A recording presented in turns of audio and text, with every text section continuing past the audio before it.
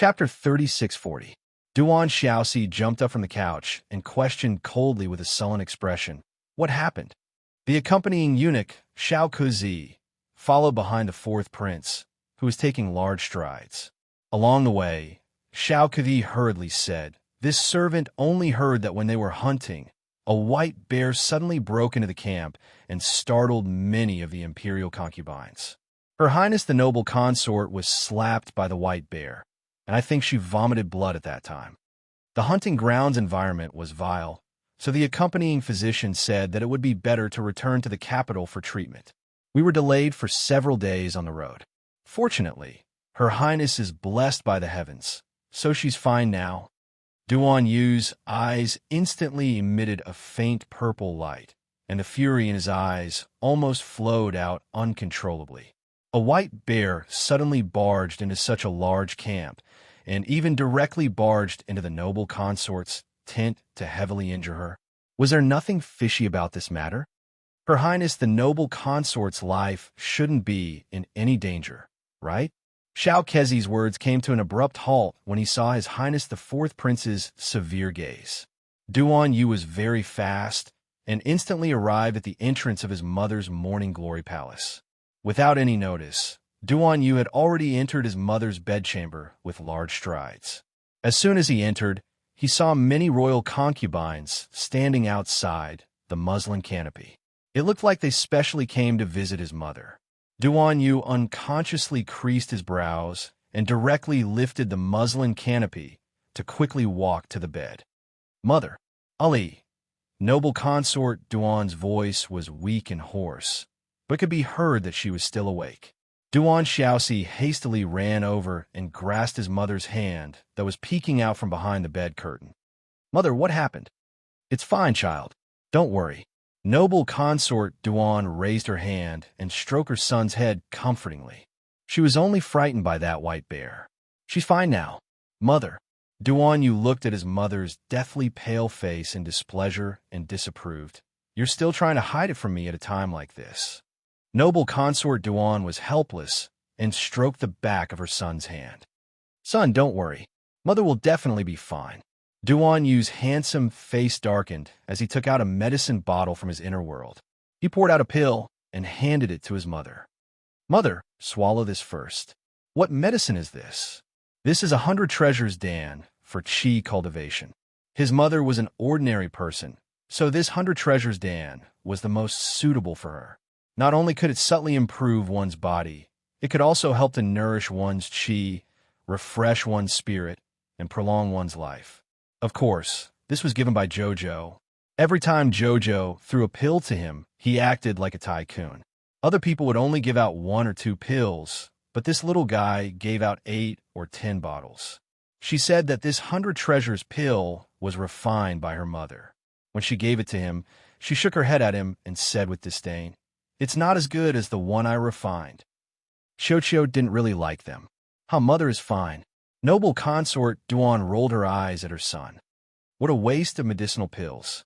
Take one every day." Duan Yu couldn't be bothered to waste words with his mother and directly turned to hand the medicine bottle to Nanny Lu, who was standing at the side. "Nanny, give this to mother every day." "Yes, your highness." Nanny Lu had always obeyed His Highness the fourth prince's words.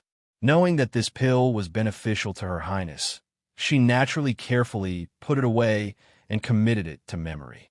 Noble consort Duan couldn't resist rolling her eyes at her son again. "What's the point of being so wasteful? Mother will be fine after taking care of it for a while." Chapter 3641. "Mom, I still have a lot of these pills. Just eat as much as you want." Duan Yu earnestly looked at his mother and repeatedly exhorted, "Now that your vitality has been greatly damaged, you must properly recuperate. Otherwise, who knows, you might look 10 years older than before." "What?" When noble consort Duan heard her son say that she might age after damaging her vitality this time, she immediately straightened up and pulled her son's hand. "Son, Mom really has aged a lot." She reached out to touch her pale cheeks and hurriedly asked. Duan Yu nodded in all seriousness and then said, "Mom, don't panic. I know a pill refiner friend who has a large amount of longevity pills and beautifying pills. Beautifying pills? Noble consort Duan quickly touched her face again. Are the beautifying effects very good? Yes, of course they are good. Duan, you nodded. When we return to the academy, I'll ask for one for you. Noble consort Duan nodded repeatedly. Okay. No matter how old a woman was, the pursuit of beautifying pills was instinctive. Son, is the pill refiner you mentioned the one you mentioned to Mom last time? Pill refiner, bearded friend. Duan Yu's hand, that was about to take the bowl of soup, froze abruptly, and his fingers paused. After seeing Mother Lin's inquiring gaze, Fourth Duan calmly continued to carry the bowl of medicine over. He coughed lightly and nodded. MHM. Mom, you must take good care of your body. You still have a long road ahead of you. You promised your son that you would make soup for your son until he was 100 years old. Noble consort Duan was amused and nodded as she poked Duan Yu's forehead. Okay. Mom will definitely make soup for my son until he's 100 years old. Duan Yu handed the bowl of medicine to his mother and let her drink all the medicine inside. The crown prince is leaving for the divine province tomorrow. Son, when do you plan to go? There are only a few days left until the crown prince of the divine province's wedding. Didn't your father say last time that you should accompany Ronli? Duan Yu looked up at his mother and nodded with a faint smile. No hurry, Mom. Did you forget that Chestnut's feet are very fast? It won't take more than a few days. All right, Mother, don't think too much. Quickly lie down and have a good rest. As for the rest, leave it to your son to handle. After exchanging a few more pleasantries with his mother, Duan Yu withdrew from the muslin canopy. He swept a glance at the royal concubines who had yet to leave and said faintly, Mother is unwell, so don't disturb her today. Men, send the imperial concubines back to the palace. It was only after Duan Yu stepped out of Chaohua Palace that his expression abruptly chilled. Ronli is leaving tomorrow? Yes, Your Highness. A dark figure silently appeared behind him. Cripple one of his hands. A purple light flashed through Duan Yu's eyes. His pair of cold peach blossom eyes were filled with frost. Since Empress Lu dared to attack his mother again, he would make this woman's precious son lose a hand. He wanted to see how the crown prince would deal with himself without a hand. A savage glint appeared in Duan Yu's eyes. A hoarse laugh came from the depths of his consciousness. Kid, do you want this old man to help you? As long as this old man makes a move, it won't take any effort at all. Duan Yu grasped his left arm and felt his blood vessels throbbing violently. Chapter 3642. Here it came again. This old ghost wanted to use power to tempt him again. Unfortunately, he could easily resolve this kind of trivial matter by himself and didn't need his so-called help at all. Duan Yu's eyes were incomparably cold as he directly spat out a word at that old man. Scram. The aged voice instantly vanished from his mind. Duan Yu frowned as he quickly left noble consort Duan's bedchamber and headed for Taiji Palace.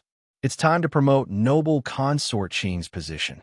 Duan Yu's aloof voice wandered through the silent air.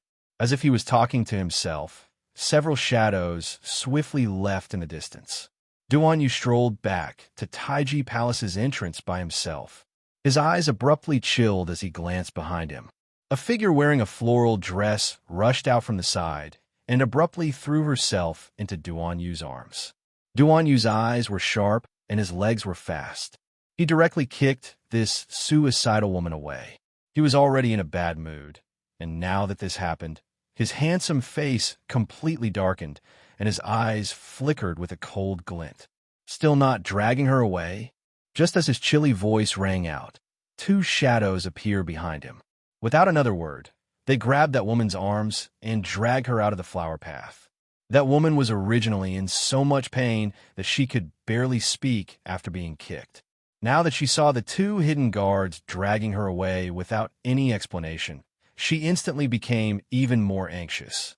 Her small face was ghastly pale as she frantically struggled and screamed, Your Highness the Fourth Prince! Your Highness the Fourth Prince!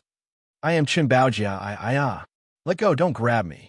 Your Highness, I'm the daughter of the Lord Left Minister of the Divine Province, Qin Baojia. We know each other, we're from the Academy. We've met before. We've met before. We're heading to the sun-moon mystic realm together, Your Highness the Fourth Prince. Duan Yu coldly looked at this extremely disheveled woman in front of him. There was a very red handprint on the left side of her face, and there were wounds on her neck and arms, as if she had been whipped. He sneered as his gaze swept over her body. "Why are you here?" A secret guard stepped forward and whispered a few reports into his ear. Duan Yu's stern eyes swept over Chun Baojia's tear-stained face as he coldly stated, "Since you're already the Crown Prince's concubine, then you belong to the Crown Prince. Why did you come all the way from the Eastern Palace to my Taiji Palace?" This Miss Chun is really funny. Instead of being the second miss of the left Prime Minister's family, why did she come to Tsangzhou and follow Crown Prince Rong Li without any status? She was given the title of Lady Jia, which was neither fish nor fowl. In fact, she had no status at all. She was even worse than the lowest-ranked concubine of the Crown Prince. This Lady Jia was not even on the roster of the Crown Prince's harem. "Your Highness, I have a favor to ask of you."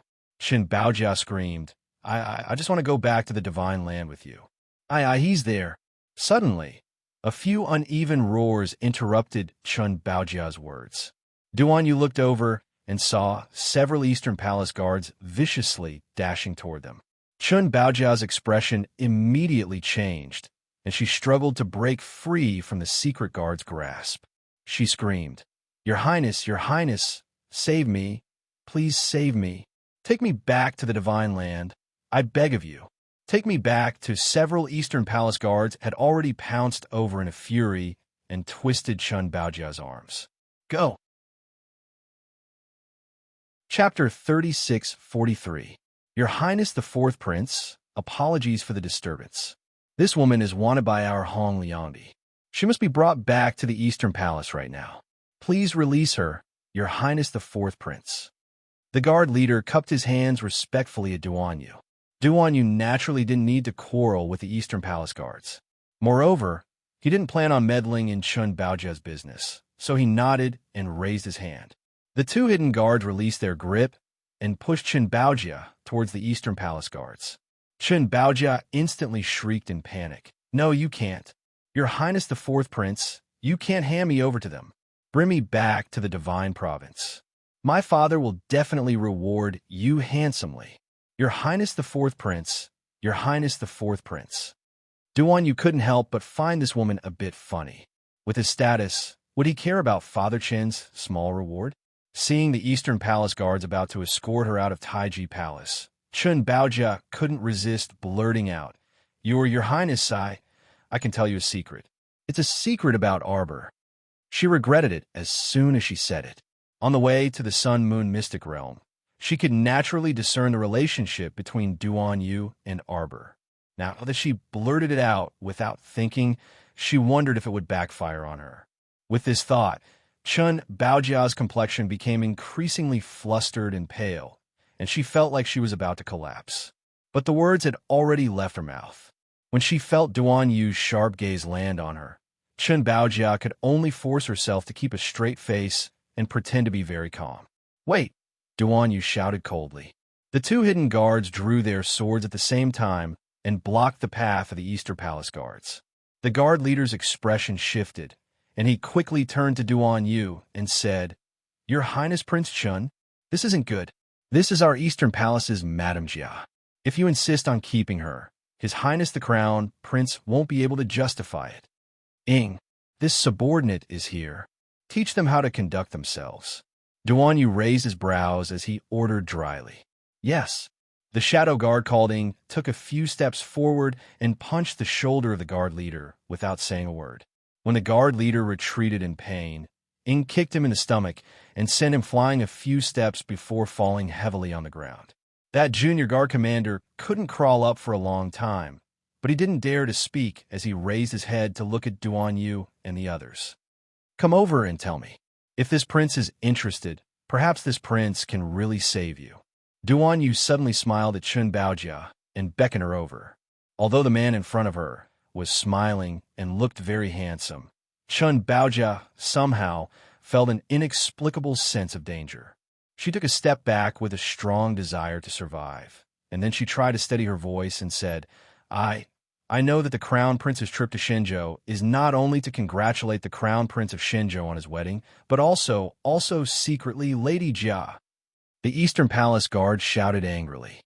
You've only offended Hong Liandi. If you also offend His Highness the Crown Prince, your life in the future, The guard leader's voice was very cold, and Chun Baojia's mind finally cleared up a bit.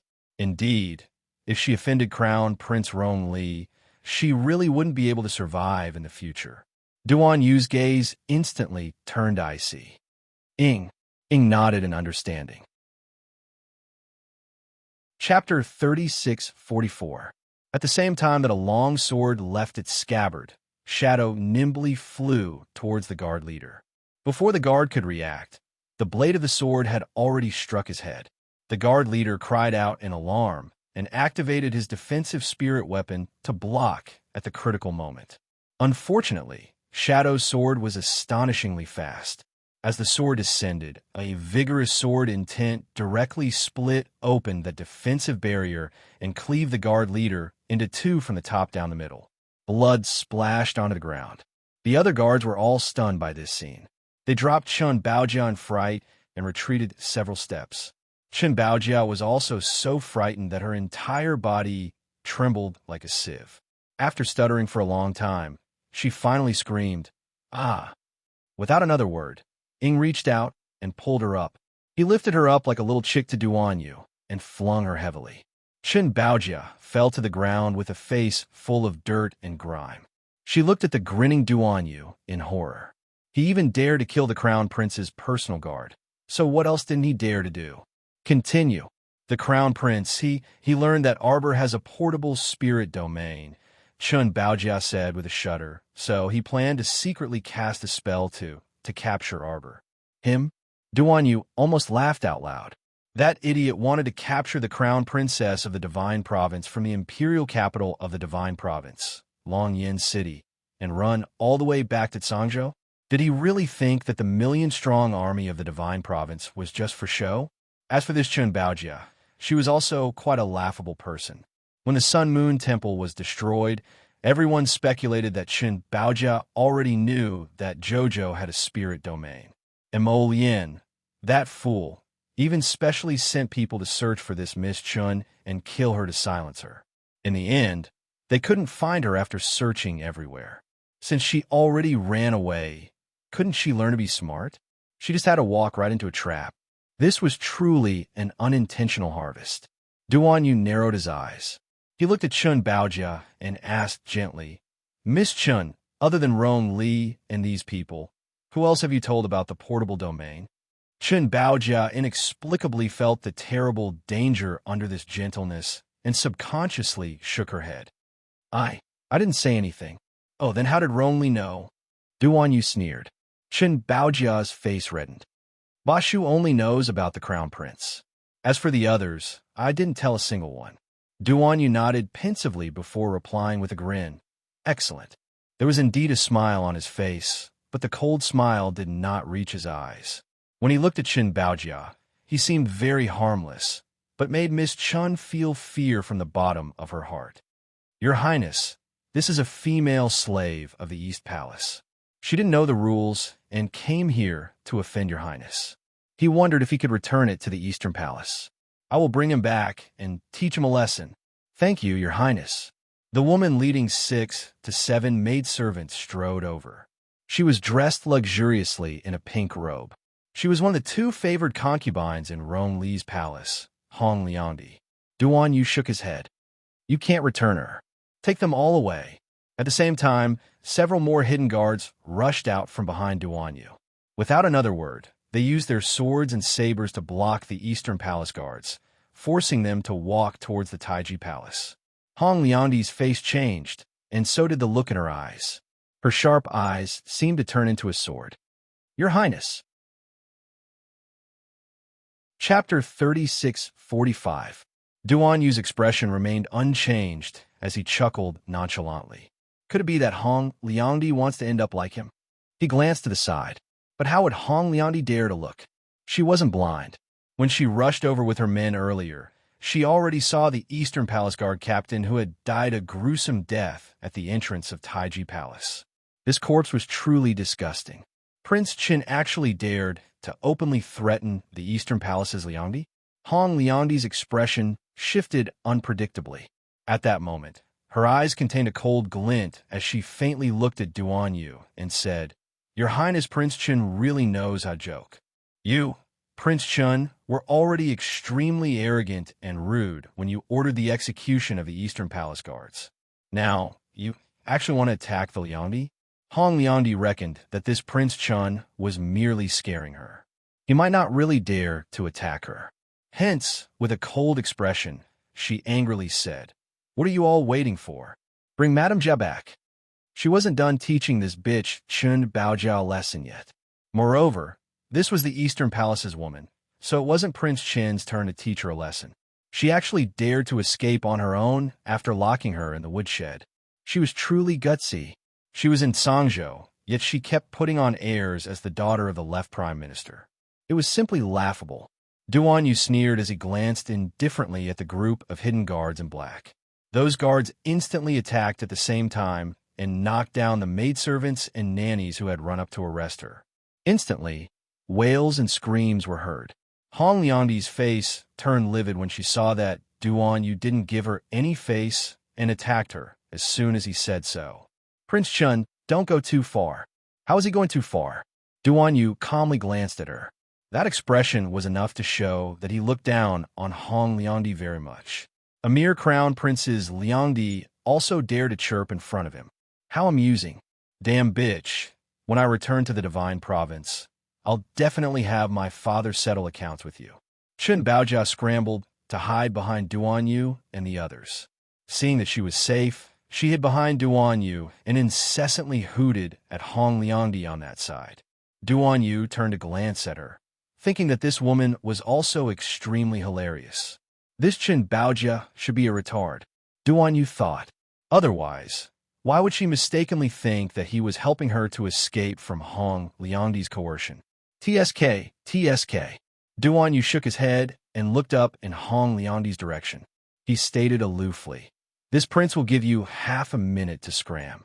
Otherwise, don't think of leaving. Stay here with him." Hong Liangdi's expression changed drastically, and she involuntarily took 2 steps back. She looked at Duan Yu with an uncertain expression for a long time before she abruptly turned around and shouted, "Let's go." Hong Liangdi did not dare to stay any longer and hurriedly left with a group of young and old maidservants. Hong Liangdi's face was full of anger. She hurried back to the palace to complain to Empress Lu. Meanwhile, Duan Yu turned to glance at Chen Baojia. That woman originally had a smug expression when she saw Hong Liangdi retreat in defeat, but when she saw Duan Yu looking at her, her heart involuntarily tightened. She rolled her eyes and hastily said, "Your Highness, on account of our friendship as classmates, you have to bring me back to the Divine Province no matter what, right?" Duan Yu actually smiled at her. Those peach blossom eyes that seemed to sparkle with starlight actually looked so gentle that they were about to overflow with water. Chapter 3646. What are you doing? What are you doing? Chen Baojia shrieked as she struggled with all her might under the drag of the 2 hidden guards. Ever since that bitch Hong Liangdi fed her a spirit-dispersing pill, her cultivation had been deteriorating for the past 10 days or so. Now, it had fallen below the 5th level of the spiritual realm. She was simply no match for these hidden guards. She was pressed against a stake, and her hands and feet were bound by metal hoops. Her neck was also choked by metal hoops, so she couldn't move at all. She could only struggle with her hands as she stared in horror at Duan Yu, who was slowly walking over. She repeatedly shouted, "Prince Chun, what are you doing? I've already said everything I need to say. How can you treat me like this?" Duan Yu glanced at her coolly. "Miss Chun, why did you think of coming to me for help?" "Because your Highness is going to the Divine Province this time. I only hope that your Highness can bring me along. I can't repay your great kindness." "Your Highness, I can repay you." "Your Highness, who cares about your repayment?" Duan Yu curled his lips rather mockingly. You just said that Rong Li wants to kidnap Jojo on this trip? Yes, yes. Qin Baojia nodded repeatedly and said, I eavesdropped on this. You and I both know what kind of person Rong Li is. What do you think he gets the confidence to think that he can kidnap someone right under Prince Mo's nose? Your Highness has been in closed-door cultivation these days, so you don't know. The Crown Prince of the Divine Province brought people to a small mountain village to exterminate zombies a while ago. They haven't returned yet. It's hard to say whether they can make it in time for the wedding. When Qin Baojia said this, her eyes swiveled before she smiled obsequiously. How? How about your Highness? You follow behind Rong Li like the mantis stalking the cicada, unaware of the oriole behind. Qin Baojia became increasingly enraptured as she spoke. After Rong Li kidnaps her, you can secretly snatch her from Rong Li's hands. At that time, no one will know that Arbor is in your hands. Do you think Amo Lien is an idiot like you? Duan Yu interrupted her in amusement, as if he was very interested in conversing. He then looked at Qin Baojia and asked, Miss Chun, how did you escape that day at the rear mountain of the Sun Moon Divine Hall? I'm quite curious. Qin Baojia's face stiffened. Speaking of what happened that day, she felt sad. He had barely managed to survive the landslide. But who would have thought that after painstakingly digging his way out of the mountain, he would be kidnapped by that damned Ba Shu? Originally, Ba Shu wanted to take her by force after capturing her and bringing her back to the Phoenix Emperor City. However, she made a fuss and refused to agree, so Ba Shu planned to lock her up for a few days and tame her until she was obedient. Unexpectedly, Ba Shu changed his mind a few days later. In order to please Crown Prince Rong Li, he sent her away. Thinking of this, Qin Baojia couldn't help crying bitterly. Her father was the left prime minister of the Divine Land, and her grandaunt was the Empress Dowager. Back then, she had wanted to enter the palace to choose the crown princess, but she had never thought that she would end up like this. She was forcefully taken as a concubine in a foreign country and didn't even have a proper status. Duan Yu looked at Miss Chin's bitter and vengeful expression and asked with a smirk, Is there something else you haven't told me? Qin Baojia shuddered. The reason why Rong Li is so confident must be because he has a trump card. Chapter 36:47. Duan Yu picked up a red-hot iron pincer and waved it in front of Qin Baojia, pretending to press it on her face. If you don't speak, there will be an extra mark on your face. Qin Baojia's entire body chilled, and she couldn't stop trembling as she looked at the man before her. She involuntarily screamed, No, don't. I'll speak. I'll tell you everything. He has a peak venerated immortal realm expert by his side. Yes, it's a talent he secretly recruited. In addition, there are also 2 late-stage spiritual venerated realm experts. Their strength is not to be ignored. Duan Yu frowned. Was the Holy Region very idle recently? So many people actually came down. Normally, if nothing special happened, the people of the Holy Region would not come to the 3 continents due to the restrictions of the Heavenly Tao. Could it be that something extraordinary had been discovered in the 3 continents that had attracted so many experts to appear? The experts by Rong Li's side shouldn't be great figures created by heaven using medicine to create the temple master of the Sun Moon Temple. Right, Duan? You keenly sensed that something was amiss. He took out a jade talisman from his inner world and sent the latest news to Arbor and Amo Lien respectively. It seems that Dragon Flame City will be very lively recently. It was time to go sightseeing. Duan Yu turned and walked out of the dungeon. He didn't say anything and directly abandoned Qin Baojia, who was tied to a stake. Qin Baojia was almost stupefied. What did he mean by this? He left just like that, after finding out what he wanted to find out? He didn't plan to bring her back to the imperial capital of the Divine Prefecture? How could that be? She still wanted to return to the imperial capital and instigate her father to advise the emperor to dispatch troops to attack Tsang Province. As long as Tsang Province fell, even the crown prince of Tsang Province would have to live like a dog, not to mention Hong Liangdi, that damn bitch. She would definitely make her suffer a fate worse than death. As the dungeon's iron door slammed shut with a clang, the last trace of light disappeared before her eyes. Shin Baojia shuddered all over and suddenly screamed, "No, don't go. Your Highness the Fourth Prince. Your Highness the Fourth Prince. Don't lock her up in the dungeon, don't." She didn't want to be forgotten in this dark dungeon. Chun Baojia's beautiful face turned pale at the sight of cockroaches and rats scuttling around her feet. She screamed incessantly, but unfortunately, all she got in response was endless darkness. Chun Baojia was dumbfounded. She thought that being forced by Rong Li to be a concubine with no status was enough for her. Unexpectedly, there was no worst, only worse. Could it be that the people of the Zhangzhou imperial family were all heartless perverts? Why they treat her like this? Why? In the darkness, her senses were magnified infinitely. Other than feeling countless little bugs crawling around her body, her five senses became extremely sensitive at this moment. This dungeon originally had the function of shielding spiritual power. At this time, Chun Baojia was like a disabled person. Her whole body was trapped in the darkness. Other than screaming, there was really no other way. No, she did not want to be locked up here. No, after Duan Yu briskly walked out of the dungeon. His aloof gaze swept over the hidden guard behind him. Go inform everyone to temporarily postpone the operation. I will personally take Rong Li's life. Shadow bowed and flew away.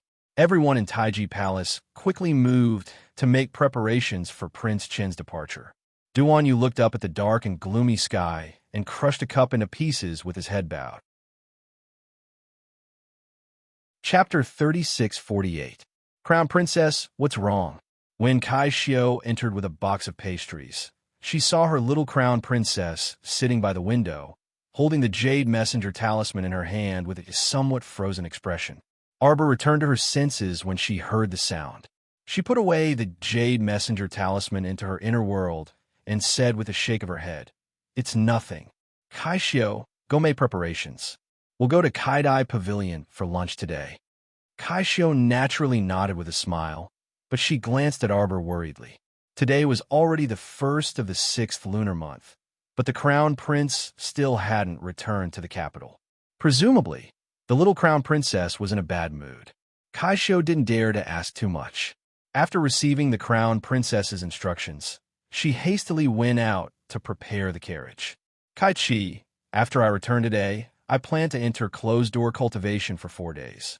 I'll come out on the evening of the 5th. During this time, you don't need to disturb me. Everyone was very anxious.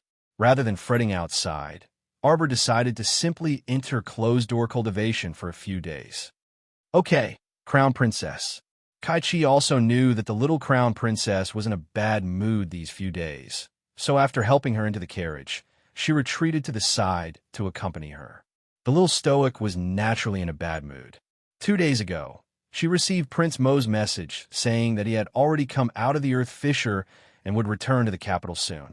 Calculating the time, he should have returned last night. She didn't expect that he would still be nowhere to be seen. That was fine, but when she sent a message, it was like a stone sinking into the sea, which made her inexplicably worried and on edge. The journey back to the capital was definitely not peaceful. Could it be that it was so fraught with danger that he didn't even have time to send a message? After receiving Duan Yu's message just now, the little lady's mood became increasingly uneasy. Hence, she planned to go out for a walk so that she wouldn't be cooped up in her room and let her imagination run wild. Crown Princess, don't worry too much.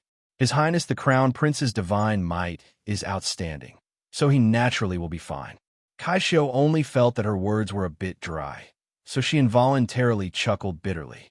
The little Crown Princess nodded and took a sip of spirit tea from the white teacup. I think so too. It was said that a scourge lived for 10,000 years.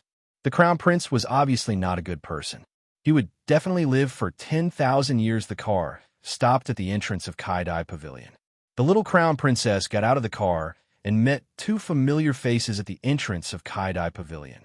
Lin Miao and Louis Ran walked out of the Kaidai Pavilion hand in hand. When they saw Arbor, their faces darkened. The little Crown Princess didn't look any better. Her clear eyes swept across the 2 people in front of her. Louis Ran gritted her teeth, tugged at Lin Miao, and both of them went forward to greet her. Louis Ran had already suffered at the hands of the little crown princess several times, so naturally, she did not dare to continue acting rashly in front of her. "What? Are you going to shoot people for fun after eating your fill?" Arbor's words were laced with sarcasm. He had no intention of giving face to the two women in front of him. Louis Rand's expression changed slightly. Then she smiled and said, "Crown Princess, you must be joking. Who has the leisure to joke with you?" Arbor glanced at them expressionlessly, then motioned for Kai Xiao and Kai Chi behind him to come forward and drive the two people away. Lord Jojo expressed his exhaustion that they could coincidentally meet two people he didn't like to see just by coming to his restaurant for a meal. Lin Muir's face had already turned green, and she was about to explode. However, her hand was pulled a few times by Louis Ran, and she finally stabilized her emotions. After parting at the Mu family's mountain gate, Lin Muir hated the little crown princess to the bone. Chapter 3649. Arbor did not bother with the two and directly went up to the second floor of the restaurant. Hearing the news, shopkeeper who was beaming with joy and hurriedly personally prepared the dishes for the little crown princess. Crown Princess, the new dishes that have been released recently are also very popular. The ingredients in the warehouse are almost empty, and the fruits that are specially provided every day are sold out the moment they are released. Shopkeeper who rambled on. The little crown princess nodded and took out a new storage talisman for shopkeeper who. "The ingredients here can last for a year. You can deal with it yourself." Shopkeeper who smiled until his teeth could be seen and his eyes could not be seen. He nodded and took the storage talisman with both hands and hid it in his bosom like a treasure. This way, they would not have to worry about food for the next year. Kai-Dai Veranda's name had already been completely spread out, and business was booming every day. She was afraid that in the future, there would only be more and more people coming. Since there was nothing to do, Arbor had Kai Xiao and Kai Chi sit down and accompany her to eat.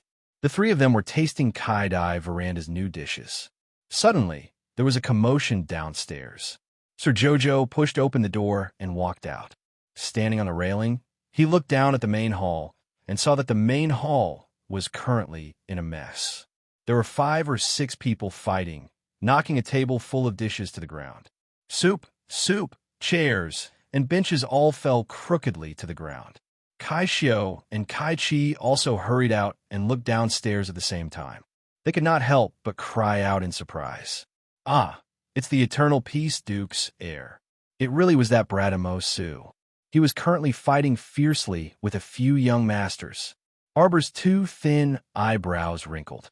Her pair of icy eyes contained endless coldness as she stared at the people downstairs. Shopkeeper, who was sweating profusely as he ran over to mediate the situation. He was almost swept by the wind from one of the youth's palms. His face was covered in dirt as he crashed into the counter and almost sprained his old waist. Arbor slowly walked down the stairs. Her charming little face was filled with coldness.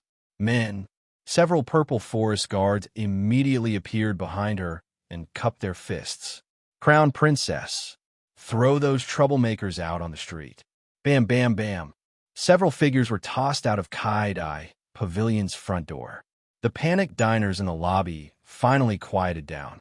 The passers-by on Changle Street were all shocked and hurriedly stopped to watch from afar. Arbor walked out of the gate of Kai-Dai Pavilion expressionlessly. The crown prince of the Eternal Peace Duke, who had just crawled up from the ground, caught sight of this little malefic star at first glance.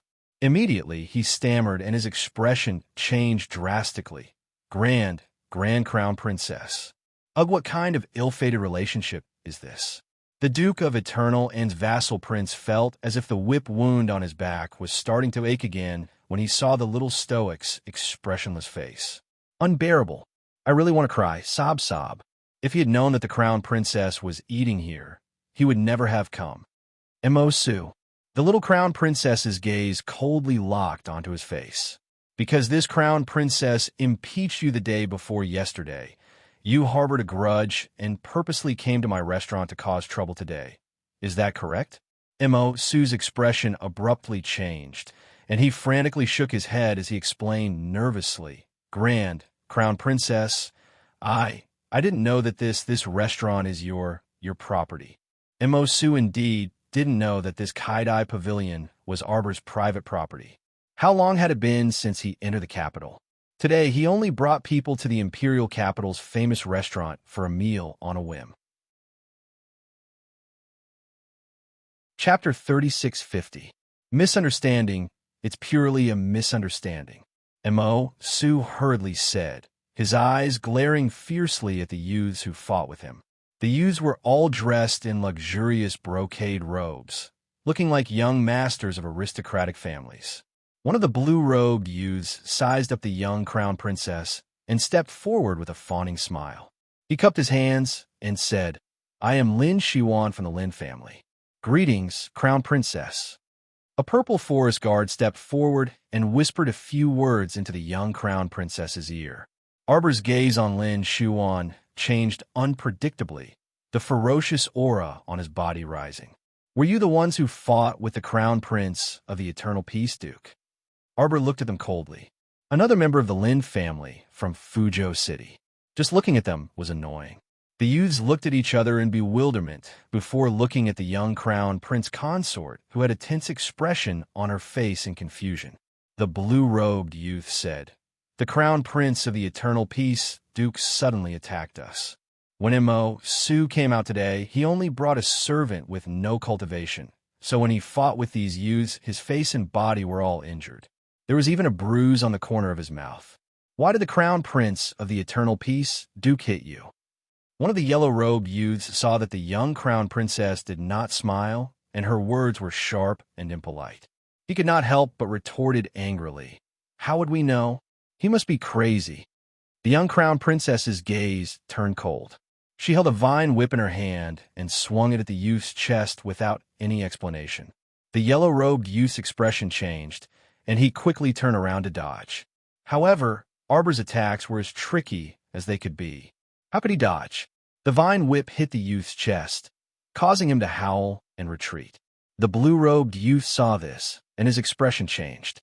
He quickly went forward to stop her and cried out, "Crown Princess, you?" Arbor did not say a word and swung the vine whip 4 times. The 5 youths were all whipped, and none of them could dodge. "Shopkeeper, add these people to the blacklist. Don't let them step into my business in the future. Otherwise, I'll break your legs," Arbor said coldly. Naturally, Shopkeeper who nodded in agreement. The pedestrians on the street couldn't help but point at those few young men and shake their heads repeatedly. Of all people to mess with, why did he have to mess with the little crown princess's shop? Now he was out of luck. The young crown princess's shop was very popular in the imperial capital.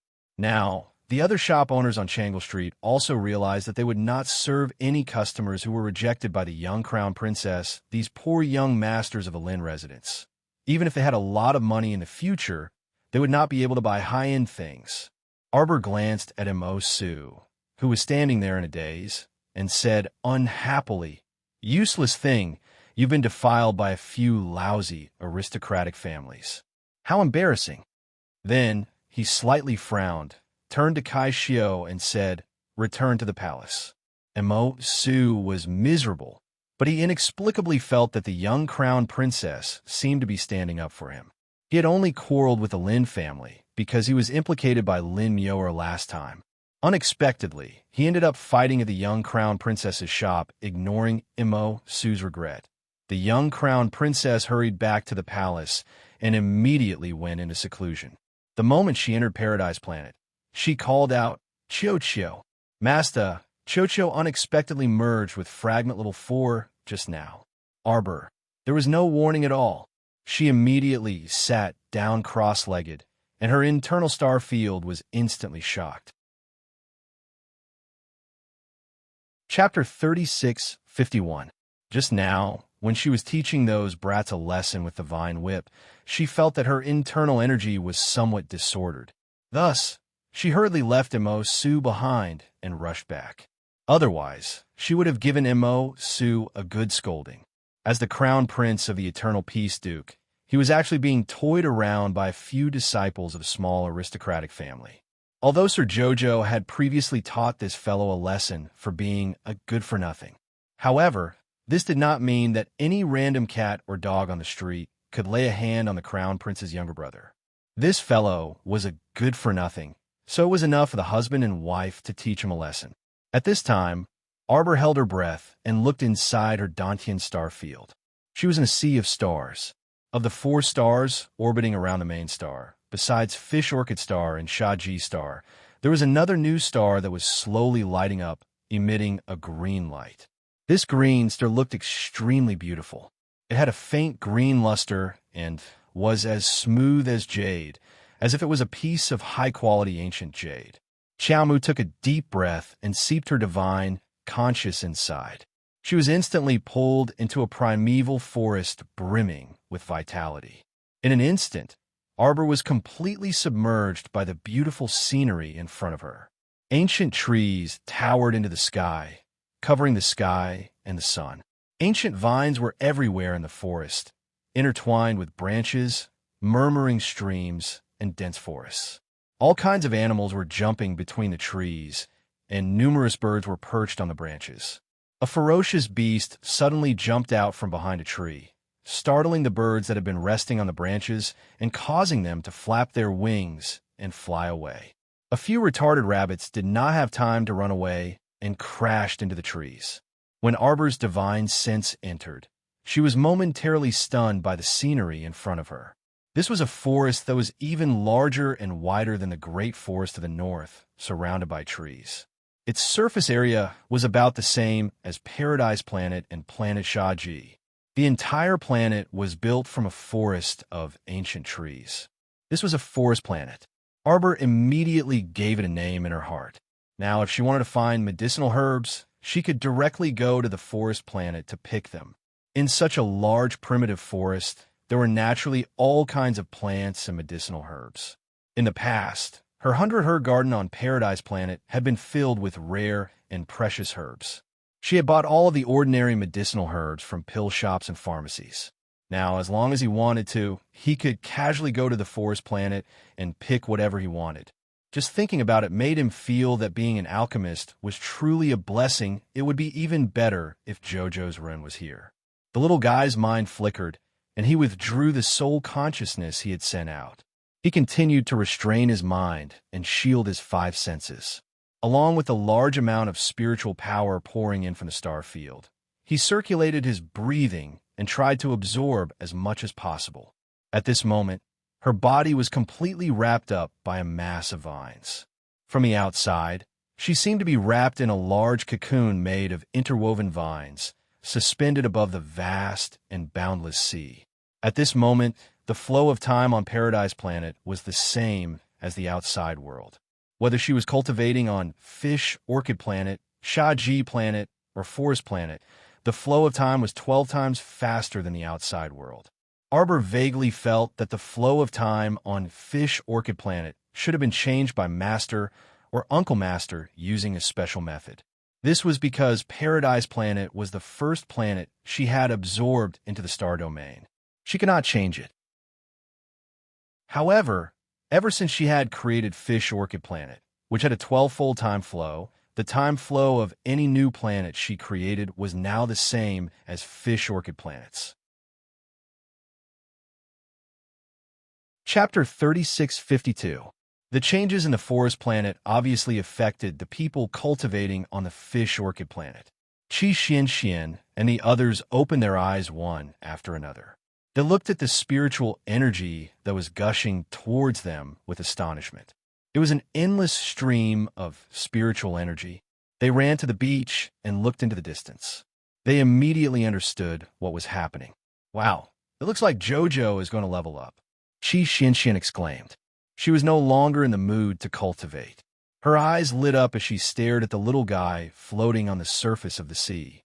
Duan Muqing smiled bitterly and shook his head.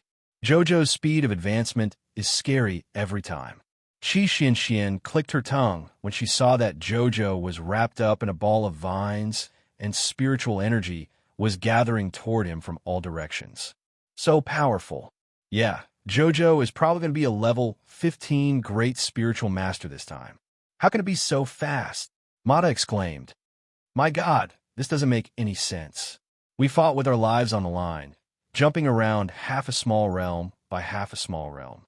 Is Jojo going to level up by 2 levels? Everyone looked at Mata as if they were looking at an idiot. The meaning behind the look in his eyes couldn't be any more obvious. Aren't you talking nonsense? Mata couldn't help but rub his nose. Say, if all the spirit energy on Fish Orchid Star is sucked dry, will it cause chaos in Spirit Realm? All right. Qi Xianxian quickly took out spirit stones from her inner world. Quick, throw them over. Let Jojo absorb more of the spiritual energy in them. Everyone hurriedly followed her example and dug out spirit stones from their pockets, piling them on the edge of the beach. Soon after, he could clearly see that the large amount of spiritual energy inside the spirit stones was also being drawn out, gushing towards Xiaomu in an endless stream. Little Fatty couldn't help but exclaim in shock. Heavens, how much spiritual energy does Jojo need to advance this time? There's so many spirit stones, but it's not enough for him. Yeah, Qi Xianxian turned around and saw the venerable Peach Blossom Immortal and the others walking over with smiles. He hurriedly took a few steps forward and said, Senior Immortal, quickly come and take a look. Jojo's advancement is so fast. Will there be any problems? There's no problem. The venerable Peach Blossom Immortal looked at them in bewilderment.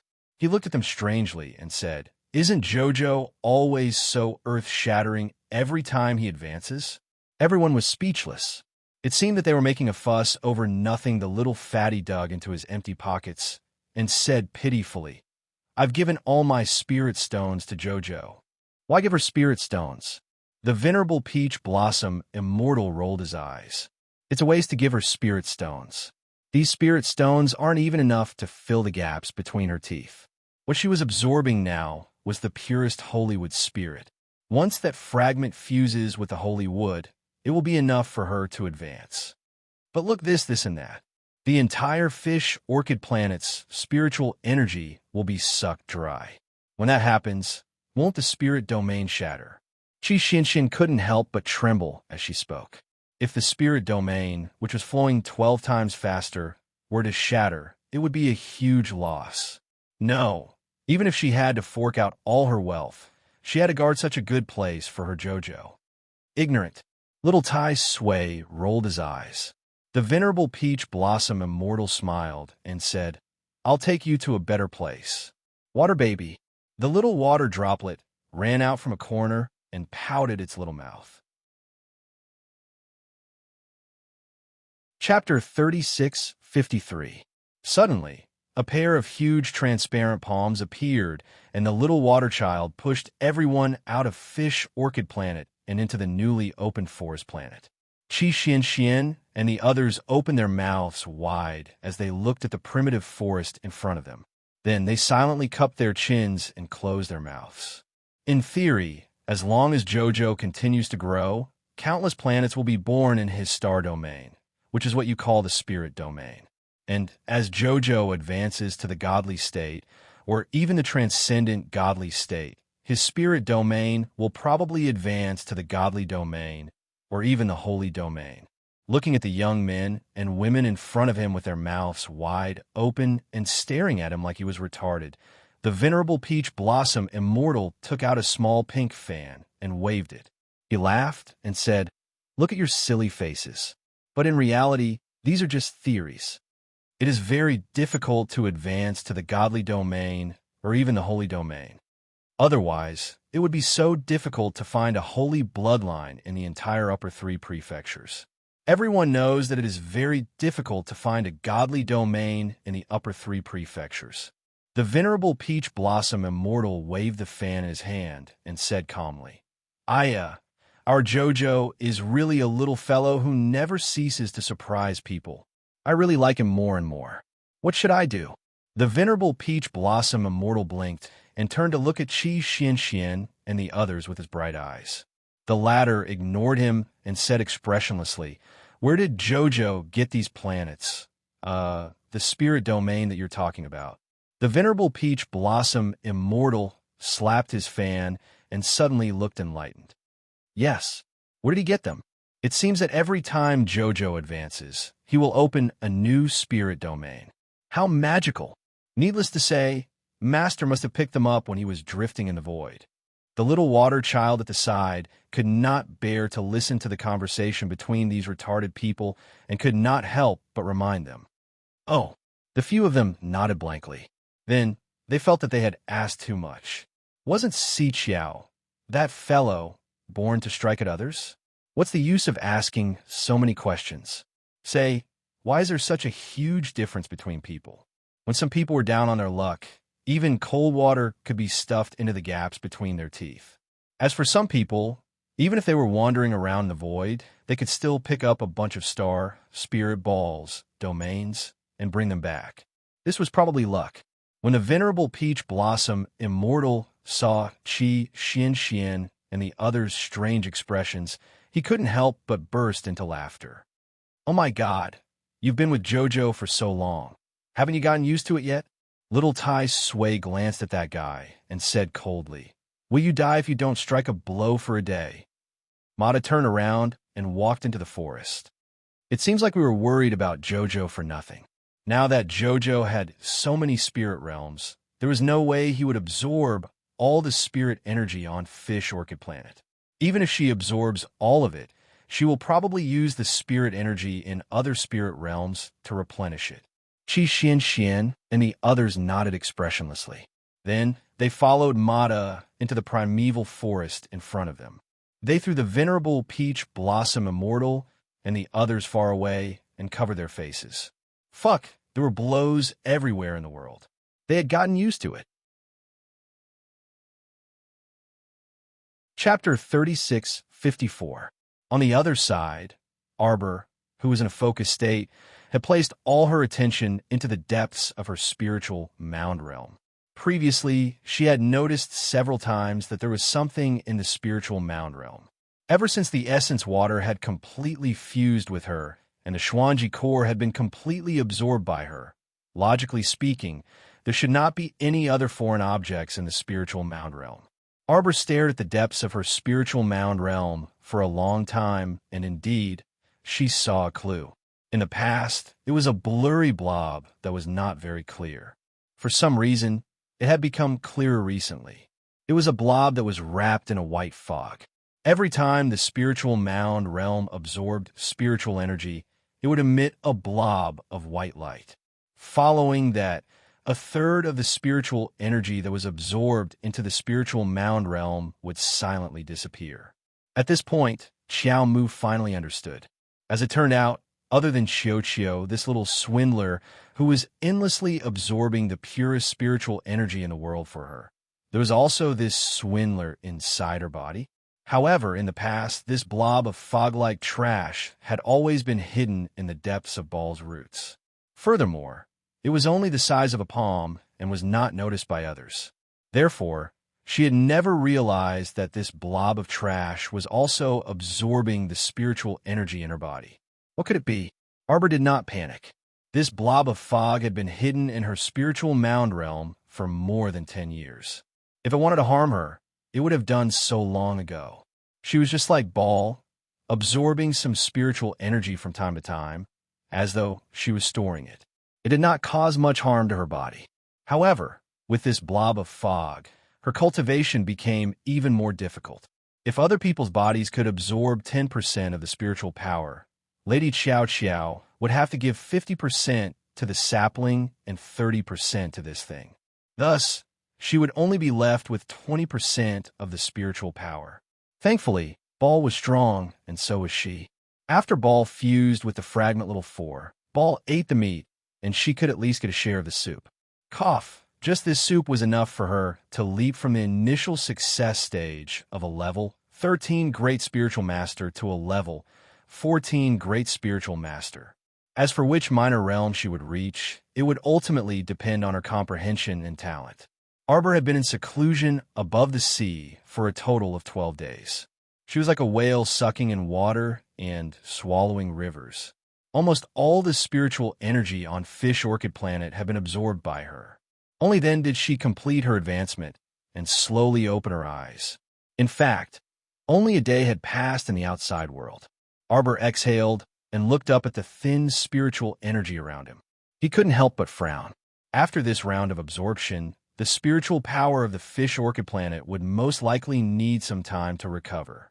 It seemed that he would have to transfer his companions to Planet Shaji or Planet Forest to cultivate first. Otherwise, with such thin spiritual energy, the cultivation effect would naturally not be good. Arbor walked back to the shore from the sea. Just as he stood still, he was surrounded by a group of people. "Oh, my Joe, you've finally woken up." Qi Xian rushed in front of her and looked her up and down. "Jojo, what realm are you at now?" She looked at her with a hopeless expression. "Have you broken through to become a level 15 great spiritual master?" Arbor shook her head. "How can it be so fast? I'm only a level 14 great spiritual master. It's still early." Everyone chuckled and rolled their eyes in unison. "As if I'd believe you." Chapter 3655. Now that this fellow said this today, there was a possibility that her cultivation realm would climb up again tomorrow. That would make everyone's jaws drop. In any case, they were already used to being shocked, so their mood became especially numb as they watched. The little stoic suddenly pinched Qi Xuan's small face and said excitedly, "I'll bring you guys to stroll around a place."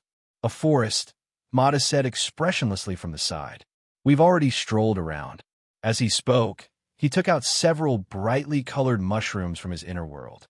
"Do you want to eat roasted mushrooms? Are you courting death?" Everyone slapped away the mushrooms in his hand.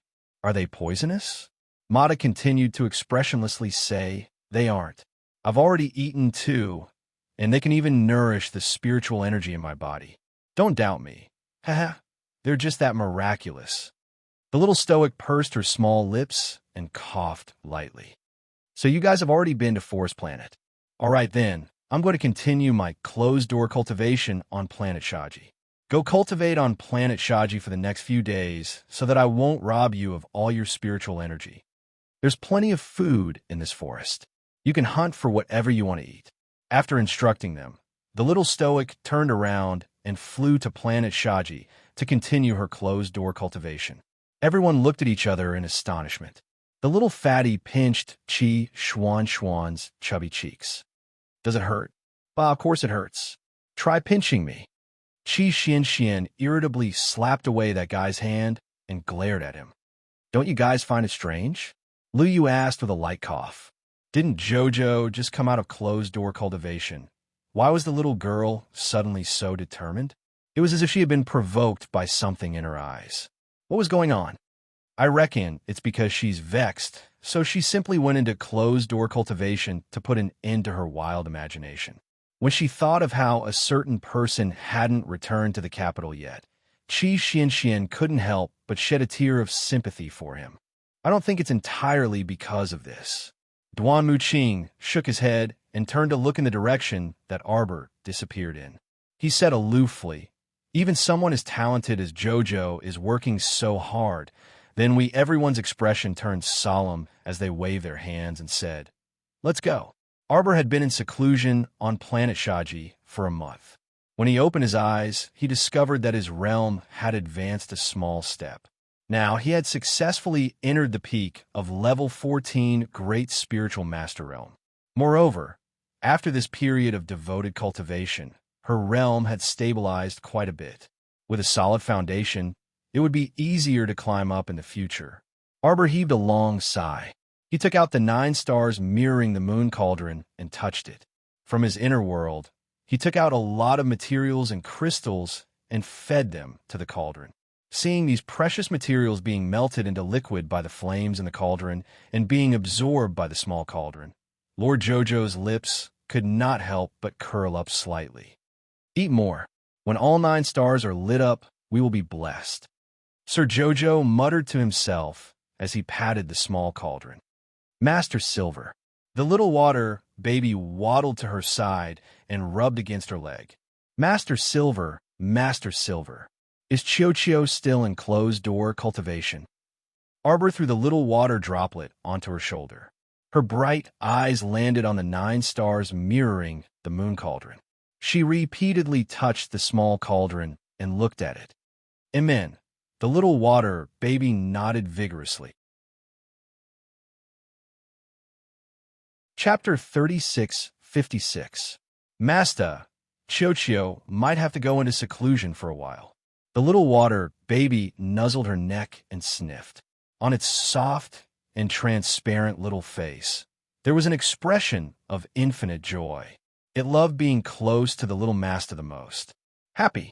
Arbor tilted her little head and looked at it with some confusion.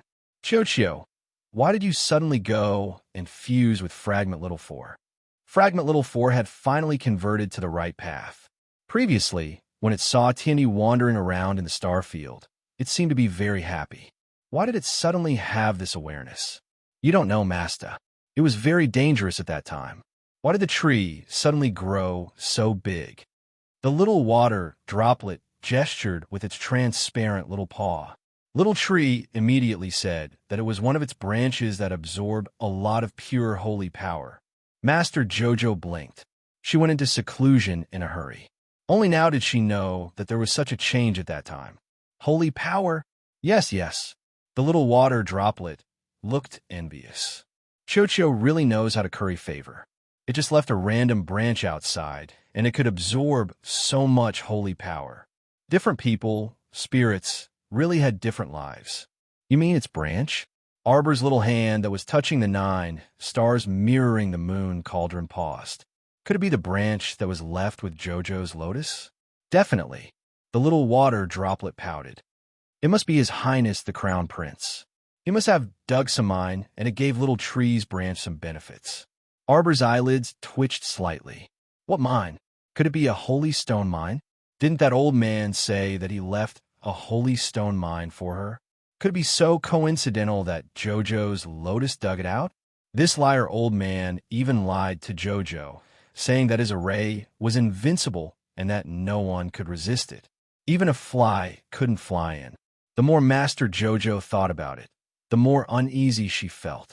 She took out her communication jade talisman and looked at it. There was no message. Stretching out his hand, he saw that in the water ripples formed by the magic pupil, Kai Xiao and Kai Chi were anxiously pacing back and forth outside the Eastern Palace's bedchamber. Arbor's heart stirred slightly, and his figure flashed and appeared in the hall. With a wave of his sleeve, the door of the hall slowly opened to both sides. Kai Xiao turned her head and saw the figure of the little crown princess appear in front of the palace. That graceful figure was elongated by the light in the sky. The two of them heaved a sigh of relief, thanking the heavens that the crown princess had finally come out of seclusion. They were so anxious that they were about to die. If the crown princess did not come out, they would have gone in to see what was going on. The wedding dresses and accessories prepared by Enai Chong Market were sent in like water. Jojo, expressionless, allowed himself to be manipulated. Looking at the girl in the bronze mirror, she was 16 years old with a slender figure. Dressed in a bright red wedding dress, her brows were like distant mountains, and her lips were vermilion. The phoenix beaded crown was composed of thousands of large and small beads. When it pressed heavily on the little crown princess's head, her expressionless face instantly froze. The beads in front of her collided slightly, and a string of beads swayed as she walked, causing red muslin to flutter.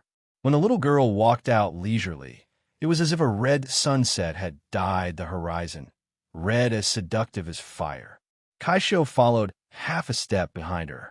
Wiping the sweat on her forehead, she whispered, "To the crown princess, His Highness, he hasn't come back. He's come back. No rush." The little crown princess's cold voice seemed to contain magic. Chapter 36:57. His voice was neither fast nor slow, and seemed to be infused with some kind of magic.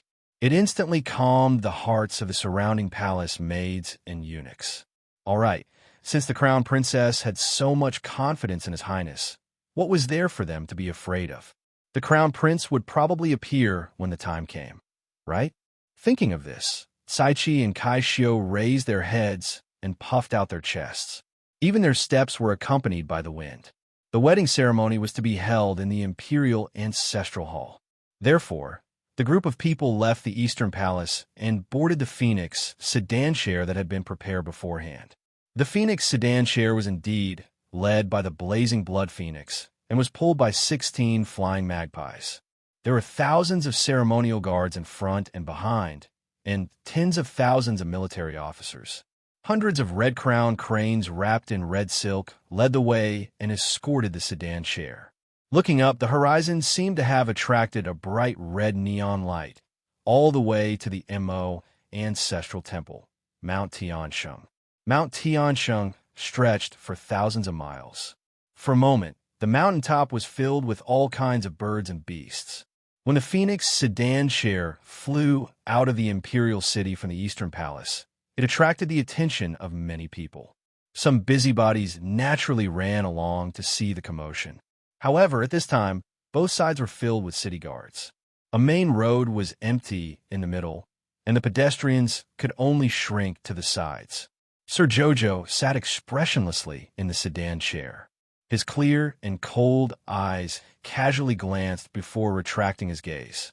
"Master, do you suspect that someone will come to the Imperial Ancestral Temple to cause trouble today?" Qing Wan transformed into a bird and stood on a large pearl at the side of the sedan chair. Her small eyes looked around vigilantly. Arbor nodded with an indifferent expression. "This is only my guess." For some reason, she felt that today's wedding ceremony would not be too peaceful. However, the person who was going to make a move had not appeared yet. She did not know what they were planning. Whoever dares to ruin Lord Xiao Xiao's wedding, he or she will die. Arbor lowered her eyes coldly. She did not have any concerns about not seeing blood on her wedding day. Anyone who had ulterior motives and wanted to make her uncomfortable would not have a good ending. Arbor looked down and hugged the white jade box tightly. Inside the box was a dazzling golden seal that soared into the 9 heavens. The Mo clan sect was built at the peak of Mount Heaven Saint. From the peak to halfway up the mountain, there were guards of the Palace of Moism standing guard all day long. Ordinary people were naturally not allowed to go up. Halfway up the mountain were the mines of the 6 aristocratic families. However, the Sher family's mine on Mount Heaven Saint was now in the hands of the little girl. The remaining 5 great clans' mines on Mount Heaven Saint were all located at the foot of the mountain. Although the 5 aristocratic families had the right to mine, Mount Heaven Saint was where the imperial family's ancestral hall was located. Therefore, every time they wanted to mine, they had to get the approval of the Ministry of Rights and the supervision of the imperial government. This was to prevent any of them from cheating the location of the dragon vein. It would take at least a month for the mine to be approved. Every time the mine was mined, there would be many officials present to supervise. Therefore, as time passed, the aristocratic families grew tired and unhappy of coming to Mount Heaven Saint to mine. The main reason was that not only did they not find any useful ores in their 2 or 3 attempts, they also had to put in all sorts of effort and planning. In the end, it was all for naught. After a few attempts, the aristocratic families could no longer be bothered to think about the mines on Mount Heaven Saint. The cry of the Bloodfire Phoenix drew the little girl's attention. She looked straight ahead and saw red flowers blooming all over the mountain. Chapter 3658. The little crown princess's phoenix palanquin glided across the sky, and the mountain below was suddenly full of vitality. Wherever the thousands of people passed, the flowers and plants that were originally flattened by them once again drilled out from the ground, fluttering in the wind. The red flowers and green willows were splendid. Everyone clicked their tongues in wonder, only feeling that their eyes were not enough to see. Turning their heads to look between the mountain walls, there were originally only some climbing vines, but this time, countless green leaves and flowers drilled out, covering the sky in an instant. It was as if at this moment, the heaven and earth were filled with flowers and grass, like colorful satin, fluttering in the wind, their fragrance spreading everywhere. This was really too magical. Kai Xiao and Kai Chi rode on their red-crowned cranes, and couldn't help but turn their heads to look, but felt that their vision was breathtaking. It was really too beautiful. Thousands of words couldn't describe the beautiful scene in front of them. Little ball, are you awake? Arbor's eyes slightly brightened, and he closed his eyes to concentrate, using his divine sense to look at the little tree in his Dantian star field. Looking at the thriving tree in front of him, Jojo felt very happy. It was no longer that half-bald, miserable, pitiful, hunched, and ugly appearance from before. At this time, the little tree's whole body was emerald green, sparkling and translucent, and the whole tree seemed to be coated with a layer of green liquid, shining so brightly that it was almost dazzling. Its trunk already needed 2 people to wrap their arms around it. Its leaves covered the branches, and every leaf was full of emerald green. It was simply beautiful to the point that people couldn't take their eyes off it. That emerald green appearance that was full of vitality was simply delightful. The little crown princess's expressionless face suddenly melted into a faint smile. Her little ball should have already entered the late stage of maturation. This kind of growth speed really made her feel proud of it. Look, on one of its branches, a fruit the size of a thumb was hanging. This was the second holy fruit that was slowly beginning to take shape. She believed that it wouldn't be long before this holy fruit would gradually grow bigger. Little ball, she called out its name. The little water baby excitedly jumped out from the star field, jumping on her hand and shouting, "Master, little ball hasn't woken up yet. But when it wakes up, little Earth, and I should be able to go into seclusion to advance." Arbor patted the head of the little girl when Ryu. At this moment, little Earth shouted excitedly in the star field, "Wow! Master, quickly come and take a look. The longevity tree is bearing fruit." What? Arbor was both delighted and shocked. The longevity tree only bloomed in the Xian domain and bore fruit in the divine domain. Did this mean that her spirit realm was about to transform into a god realm? She remembered that the last time she had been to the profound realm and the spirit realm, it had happened when she had made a major breakthrough. Logically speaking, since she had yet to break through to God tier, it was impossible for Paradise Planet to suddenly transform into a divine domain. She was in the middle of a very important wedding, so please don't cheat her. Xian domain changing to divine domain would probably make her sleep for a while. Moreover, when the entire star field was in turmoil, she wouldn't be any better off. The connection with the star area would be cut off quickly. Master, don't worry, it's fine. The star field hasn't changed. It's just that when little tree enters the late stage of maturation this time, little water, and I will also grow rapidly. Little Earth said proudly, "Now, as long as little water and I nourish it, and with little tree's growth, the longevity tree will definitely bear fruit." Chapter 36:59. Yes. Master, don't panic. Everything will be fine. The longevity tree will take some time to bear fruit. It will take about 3 months at the fastest. Xiao Mu's heart relaxed, and it was only then that she swallowed back the word scammer. Arbor raised his hand and patted the water baby's soft head. He smiled and said, "All right." Arbor hugged the white jade box and looked up. He saw the phoenix palanquin being led by the blazing blood phoenix and flocks of red-crowned cranes as it flew to the peak of Mount Heaven Saint. It circled in the air a few times. The guard of honor extended all the way from the peak of Mount Heaven Saint. Looking down from the sky, the main mountain path of Mount Heaven Saint was filled with attendants from top to bottom. The wedding procession extended all the way from Mount Heaven Saint to the imperial capital. The young crown princess and company had already reached the peak of the mountain. The people at the back of the procession had just exited the Eastern Palace. The Heaven Saint Palace of the Mo clan was built on a cliff. It was shrouded in mist and hazy. There were 9,999 steps down. From afar, it looked as if it was a flying palace that had descended upon the mountains. It was majestic and grand. Gazing into the distance, one would sigh with lofty sentiments. It was surrounded by emerald colors and auspicious birds. Tens of thousands of magpies were lined up in a row, chirping beautifully. It was as if a long bridge had been built over the rainbow at the peak of the mountain. The members of the wedding procession felt that they had lived their lives in vain to be able to come here today and witness such a scene. In the future, when they talked about this with anyone, it would be a great topic of conversation. They had definitely seen such a grand scene. The young crown princess and her attendants stepped off the Magpie Bridge and landed on the first step. The 9,999 steps of the ancestral temple could only be walked by the emperor or the nobles.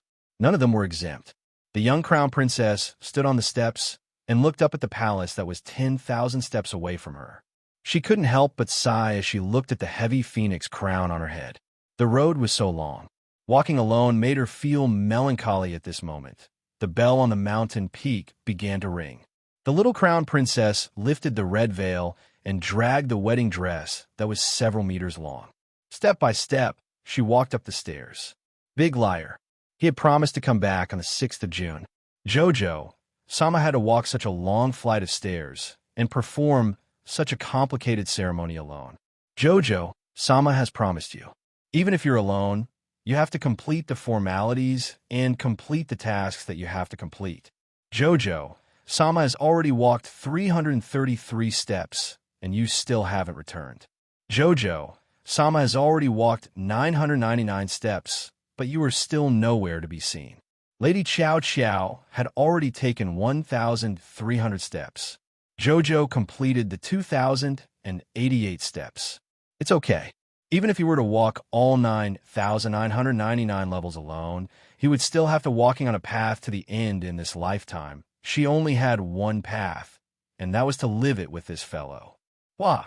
The honor guards, standing on both sides of the long stairs, suddenly let out a cry of surprise. Arbor's heart skipped a beat, and she turned her head back. She saw that the sky seemed to be dyed red by a golden red color, and a gorgeous red color rose from the Magpie Bridge.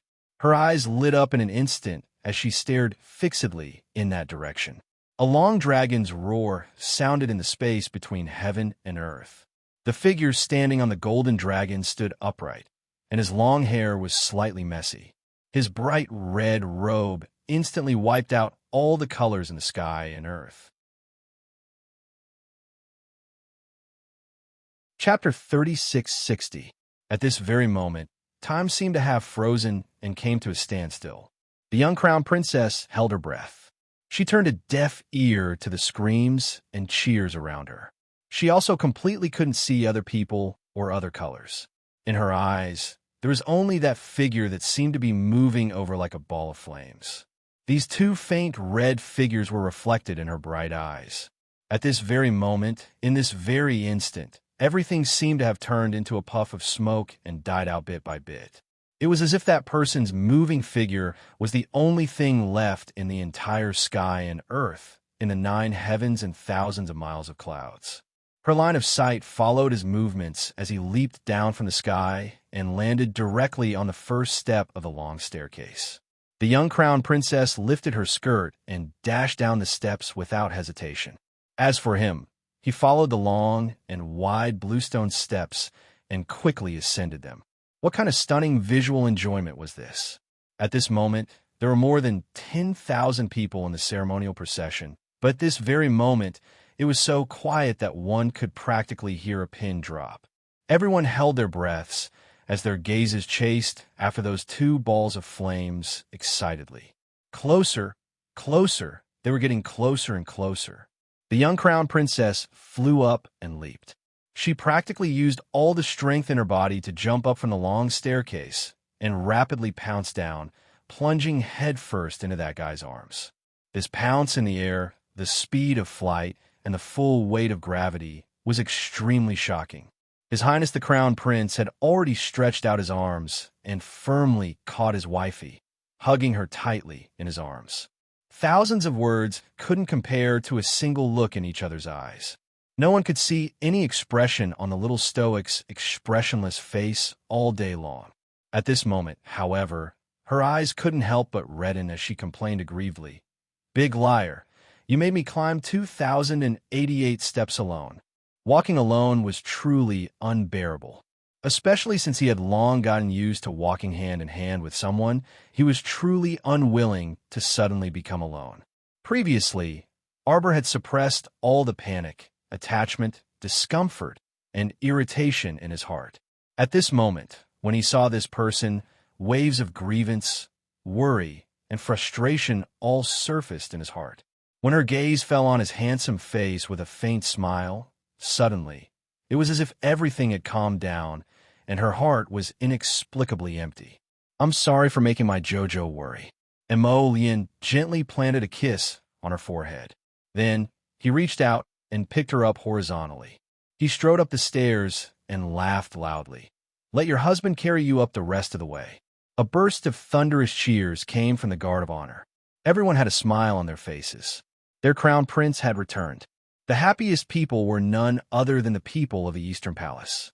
Kai Xiao and Kai Chi couldn't help but wipe the tears from the corners of their eyes as a smile appeared on their faces. His Highness did not disappoint the crown princess. He was back. It was a grand wedding, and it was passed down by word of mouth. Such a legendary wedding was recorded in the annals of history, and future generations would worship it endlessly. However, this was a story for another time. At this time, Prince Imo was carrying the wifey he longed for and quickly walked up the stairs. He had to rely entirely on his 2 legs to climb up this long flight of stairs. After all, the surroundings of Heaven's Saint Palace concealed one's cultivation. There really wasn't any discount at all on the 9,999 steps. Chapter 36:61. When they climbed to the 6,666 step, they could see many familiar faces of officials. It was really hard on these senior officials. They didn't even know how they managed to climb such a long step. No wonder a few of them looked like they had nothing left to live, for Sir Jojo lay on Prince Mo's shoulder and turned his head to look at the stunned officials. His little head twitched, and he actually reached out his paw to wave at them. "You've worked hard. Everyone know. His Highness the Crown Prince had returned." No wonder when they looked up, they saw the extraordinary splendor in the sky and cheers at the bottom of the steps. But why was the little crown princess carried up? Who knew how difficult it was to climb these thousands of steps? Among them, there were quite a few senior officials who had started taking chi-generating pills 3 days ago just for today's experience. His Highness the Crown Prince was young and strong, but carrying someone and climbing thousands of steps without panting, it really made them feel melancholy. Sure enough, there was no harm without comparison. "Hubby, are you tired?" The little crown princess took out a small handkerchief embroidered with lotus flowers from her pocket and wiped the thin mist on this fellow's forehead. Emolian glanced at her and couldn't help but want to laugh. He carelessly rubbed his head against her face. "How can I be tired? You're really lighter than a piece of paper. Is it because your hubby isn't in the capital, so you don't eat on time?" The little crown princess didn't say anything. She had been in seclusion recently, so how could she have time to eat? Could it be that she had really lost weight? She raised her hand to pinch her chubby little chin. "Not lost weight. Hubby, then do you want to put me down and let me walk on my own?" The main thing was that from here up, there were officials standing on both sides of the steps. It wouldn't be good if they saw her cheating all the way up and the crown prince carried her up. "It's okay. I'll carry you to the 9,900 step and put you down. This way, you'll accompany me for 99 steps, and it'll naturally be a long time." As he spoke, he lowered his head and rubbed his face against hers. He said softly, "Jojo, I made you walk 2,088 steps by yourself. I'll make it up to you in the future." Arbor nodded. "All right, since you're going to compensate me, I'll forgive you for now." Emolian almost laughed out loud. Her phoenix eyes were full of smiles as she nodded repeatedly. "Wife, you're the best." When they reached the 9,800th floor, Lord Chao coughed. When they reached the 9,900th floor, the old giant Pain, Wang Chong, and the others glared at them furiously. The little crown princess even cheated in her wedding. This was really infuriating. Emolian reached out and put his wife on the ground, his arm still around her waist. He glanced at the old king of Giant Pain, who was glaring at them. "Uncle, what happened to your eyes?" Everyone was speechless. "Back then, your mother walked up the 9,999 steps by herself. The old king of Giant Pain hated that he couldn't spit on his face. Shouldn't there be a limit to how much he doted on his wife? It was even worse than that troublesome father of his. Lien reached out to hold his wife's hand and nonchalantly continued walking up the steps. He said slowly, "My father didn't know how to love his wife. How can he compare to me?" Everyone. The little crown princess nodded and said to the old king of Giant Pain in full agreement, "Lien's father really can't compare to Jojo's Lien. The difference is too great." Everyone.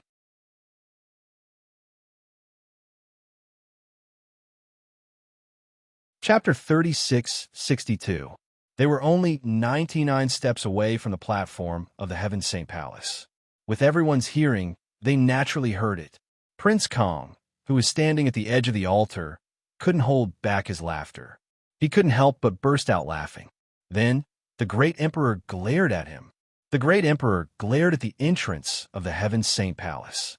When he saw the couple walking over together as if they had stolen all the colors in the world, the anger in his heart suddenly subsided.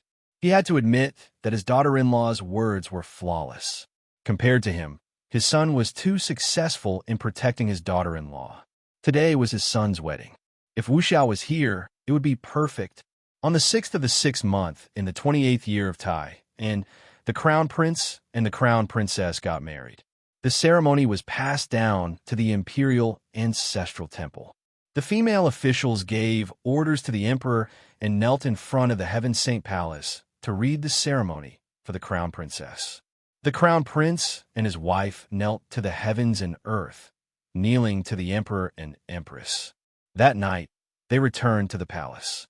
All the concubines and princesses waited below the red steps and knelt to congratulate them. After the ceremony, Arbor felt like she was falling apart. She wanted the whole world to know that Lotus belonged to Jojo and no one was allowed to covet her. She didn't know how long the banquet would last. When Jojo returned to the Eastern Palace, Kai Xiao and Kai Chi immediately came to take her crown and help her change her clothes. His Highness was worried that you would be hungry, so he asked you to eat something first. After wearing the heavy phoenix crown for an entire day, Lord Xiao's neck was indeed a little uncomfortable. After changing into a set of bright red casual clothes, Xiao Mu sat down next to the red sandalwood parasol crystal mystic jade bed. She took a small bowl and swirled it around with a spoon, pretending to be nonchalant as she asked, "How long will the banquet last?" "Tonight, only the courtiers and their families will be entertained. However, I'm afraid the banquet will last until very late." "Oh," the little crown princess replied expressionlessly. Her small hand was clutching the corner of the blanket tightly, and she fidgeted on the edge of the bed. After half an hour, the little crown princess put down the bowl and asked Kai Chi, "When will His Highness return?" Kai Chi couldn't help but twitch her mouth. "The crown princess just asked that question half an hour ago. Crown princess, His Highness shouldn't be back anytime soon." "Oh." The young crown prince consort once again responded expressionlessly. After half an hour, she asked again this time. All the maids in the room understood. The little crown princess was very anxious. That was right. The crown prince consort and His Highness have been separated for so long, and they have been going through the formalities on the way here today. They probably didn't have much time to talk.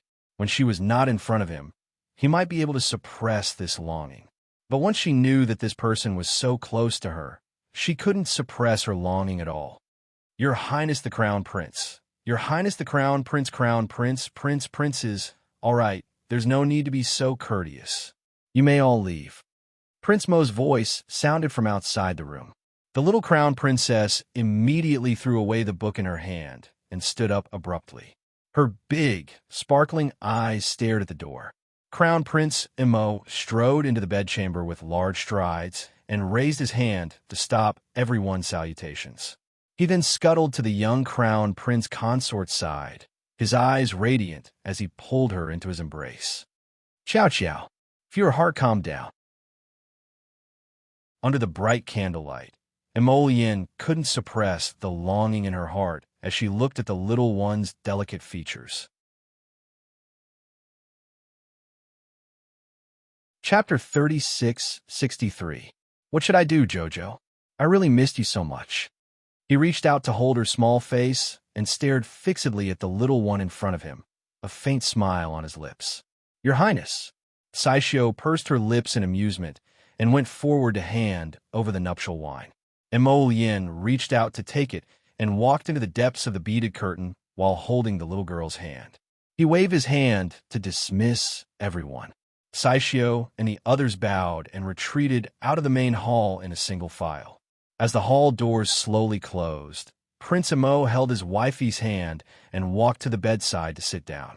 The beaded curtain made a crisp, tinkling sound as it bumped against each other. A pair of red candles were nearly half lit, and a faint halo enveloped the hall.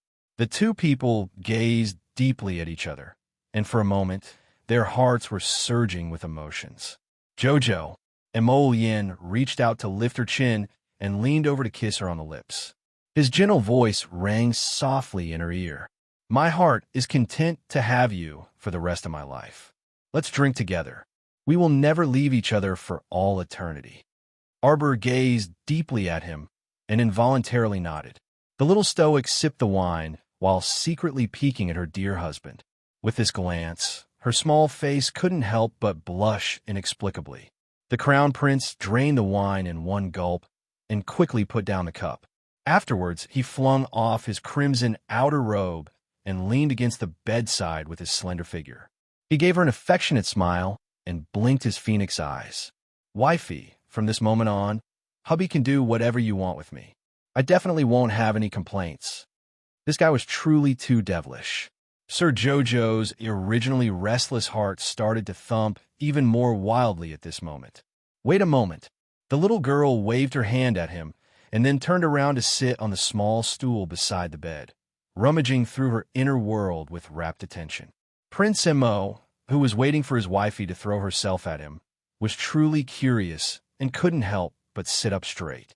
He stretched his head over and rested it on his wifey's shoulder, breathing into her neck. Wifey, what are you rummaging for? Your husband is already like this. Why don't you want to look at me? You're alone in your thoughts. The little crown princess suddenly turned her little head and her little mouth bumped into his chin. Prince's eyes lit up. He reached out and wrapped his arms around her slender waist. He rubbed his head against her neck. Jojo, you kissed the wrong place. Let's do it again. Jojo, expressionless, pushed a small booklet in his face. Mama gave it to me before the wedding. Do you want to take a look? The crown prince received it with one hand with a puzzled expression. He flipped open a page and glanced at it. Sir Jojo stared at him intently. He blinked his phoenix eyes. Although there was no expression on his face, the tips of his ears had turned red. Wife, do you think your husband still needs to read these? The booklet instantly flew out of the beaded curtain. The hanging bead swayed under the red candlelight, undulating and rippling. His lips sealed hers like a storm. He reached out and tore off her red smock, flinging it out of the curtain with a flick of his wrist. Sir Jojo was a little confused. He suddenly felt that he couldn't keep up with Prince Mo's pace. How did the two of them move to the red sandalwood crystal mysterious jade bed in the blink of an eye? They were clearly talking about that booklet just now.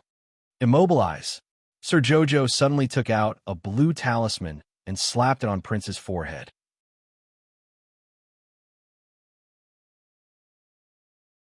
Chapter 36-64. A certain crown prince, who was hugging his wifey without letting go, looked up at a certain talisman floating in front of his forehead. He blinked and blinked again. Puff! He laughed out loud. He didn't know whether to laugh or cry as he reached out to touch the talisman on his forehead. He looked at his wifey with a grin and said softly to her, Jojo, how can you use an immobilization talisman on your husband? Don't worry, even if my body isn't immobilized, your husband is still yours. I'll lie down wherever you want me to lie down, and you can do whatever you want, all right? Chirp. The little girl was expressionlessly kissed, but her small face remained calm and taut. Although she felt that the place she was kissed was a bit hot, just like her heart right now, so hot that she was at a loss for what to do. I flipped through that booklet just now. Although the little stoic's voice was soft, it was extremely calm. Prince Mo's mouth twitched. He He suddenly had the urge to burst into laughter for some reason. He felt that his darling might say something that would make him unsure whether to laugh or cry later. As expected, the little crown princess said calmly, "I think there's a big problem with the drawings in that booklet. Not only are both sides unbearably ugly, but they also describe the woman as extremely, extremely unbearable." She criticized apathetically. "I've already studied the positions in the booklet. There are several strange positions that are very detrimental to the health of the body. This is supposed to be a good thing for the harmony of yin and yang, but if you follow the booklet, you'll most likely sprain your waist and crotch. If it's serious, you might not be able to do it in the future." Yin laughed out loud. He lowered his head and pressed against his wifey's body. His head nuzzled back and forth against her neck, and his slender body couldn't help but tremble slightly. "We're talking about serious matters." The little stoic pushed him. "What are you laughing at? What's so funny about such a baffling person? I already said that booklet is useless. Don't worry, your husband won't follow that booklet. Your husband, sleeping talisman." Arbor slapped another talisman on his forehead. 2 red clouds flew up on his stoic little face. Yin leaned over to cover her lips with 2 fluttering talismans. His eyes flickered with mirth as he said softly, "My Chow Chow, don't stick talismans on me anymore, all right?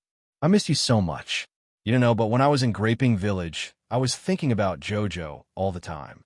Jojo, what if I don't come back today and miss the wedding ceremony? Just thinking about it makes me feel terrible." As he spoke in a low voice, his hands nimbly untied her belt and threw her out of the curtain. Arbor felt his body heat up. He was originally a man of the fire attribute, and his body was covered in flames that could burn everything. But today, at this moment, he was much more passionate than he had been in the past. The little stoic's watery almond-shaped eyes were already somewhat dazed and shattered. She mumbled, "Why are you tearing my clothes? These are all new clothes. I'll buy a few new batches later." The little stoic felt that the crown prince's hand roaming over her body was like a source of fire. Wherever he touched, it would burn, as if he wanted to burn her completely. She hugged his waist with both arms and said resentfully, "I've already taken off 2 pieces of clothing, but you've only taken off 1. Yin's lips curled into a smile. He grasped her small hand and pressed it against his chest, saying softly, "It's so troublesome." Chapter 36-65. What's so troublesome? The little stoic originally wanted to ask this, but she was immediately startled by the airflow that lightly shook her body. The crown prince's control of his strength was just right. With such a jolt, the 2 people's clothes were completely shredded. Like snowflakes, they fluttered to the ground. The little stoic blinked and suddenly cried out in alarm. She reflexively reached out to hug Yin, her entire body shrinking into his embrace. How could it be so easy to take off his clothes? In an instant, the 2 of them were naked. "Jojo, don't be afraid." He patted her gently on the back. "Your husband isn't scary." The little fellow wriggled in his arms and looked up at him. He tried his best to put on a calm face and said stubbornly, "What a joke. Why would I be afraid? The Tao of husband and wife is the harmony of yin and yang. Do the things of heaven and earth." I knew my Jojo is the most obedient." As Crown Prince spoke, he had already hugged his little wife and kissed her deeply. After kissing for a while, he lowered his head to look at her. He blinked and smiled. "But Jojo, why are you stuttering?" "Ooh, who stuttered? Are you nervous, Jojo?" "What a joke." I'm nervous?" "If you're not nervous, then you're always stuttering." I'm stuttering."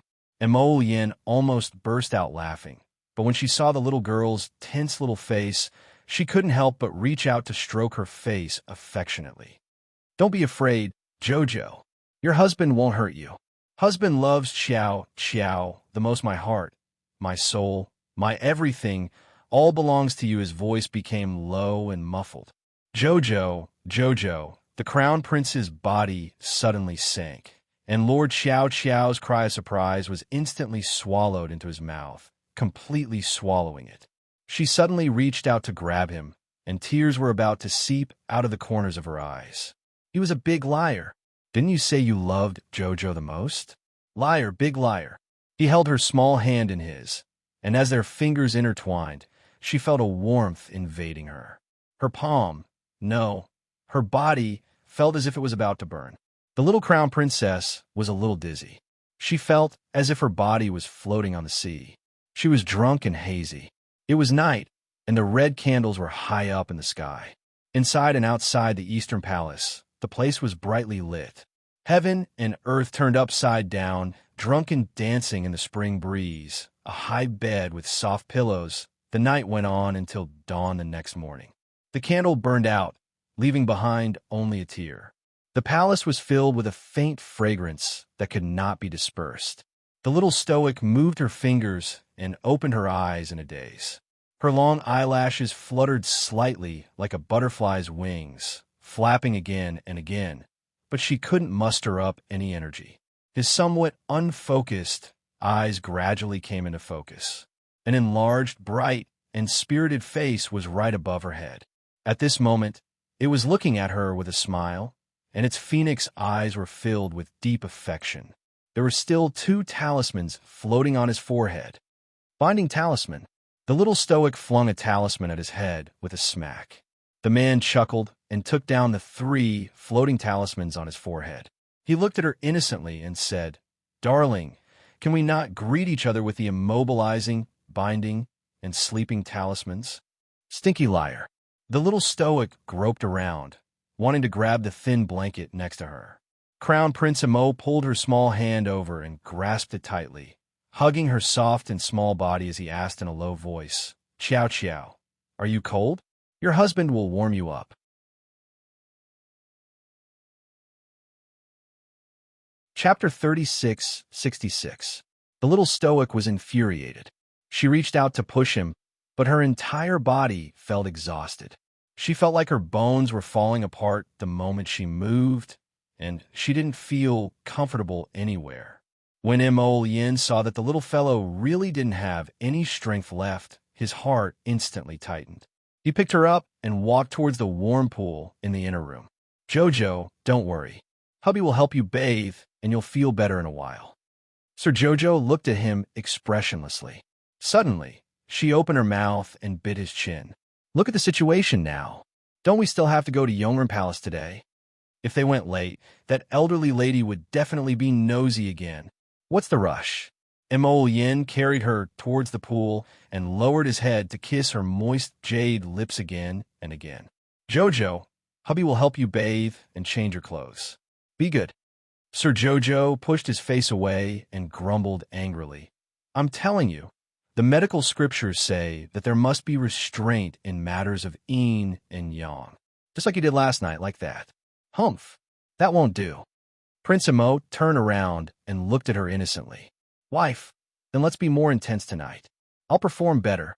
I'll make you think I can do it. Okay?" "What did you say?"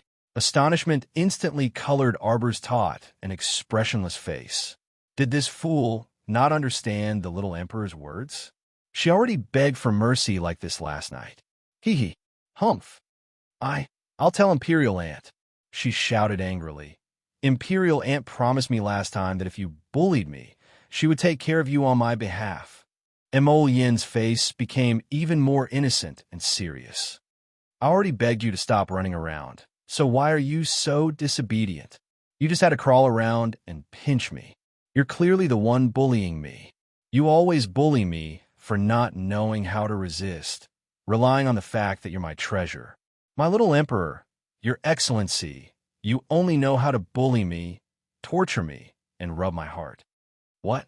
Sir Jojo looked at him incredulously, completely unaware that he was currently soaking in water. His soft body was currently being held in a certain someone's arms, and he was openly touching him. Does this guy still have any shame? From yesterday until now, who was the one tormenting who? The little stoic expressionlessly glared at him for a while, before suddenly discovering that this guy seemed to have become lively again. "You, Jojo, don't worry. We'll try our best to correct our mistakes. We'll be more compatible in the future. Last night was mainly because it was our first night, so it was inevitable that we were inexperienced. The little stoic irritably pinched him. Don't mess around. It was already late in the morning. Are we still going to Yongren Palace? How annoying, Prince Emo muttered and whispered into her ear. It's fine if you don't go. Arbor glared at him. Hurry up. Emo Lien pursed her lips. After helping her clean up, she carried her to the side of the pool and helped her put on some clothes. By the time the two of them finished dressing up, 2 hours had already passed. After they entered the carriage hand in hand, the little girl glanced at him. Did anything happen yesterday? It was so calm that Sir Jojo was at a loss. Not a single one of those troublemakers has come out. Emo Lien smiled at her. Jojo, what do you think could have happened? At the same time, clang. The iron door was pushed open from the outside to the inside with a loud sound. An inhuman roar came from inside. The iron chains connected to it shook vigorously, making clanging sounds. Ow!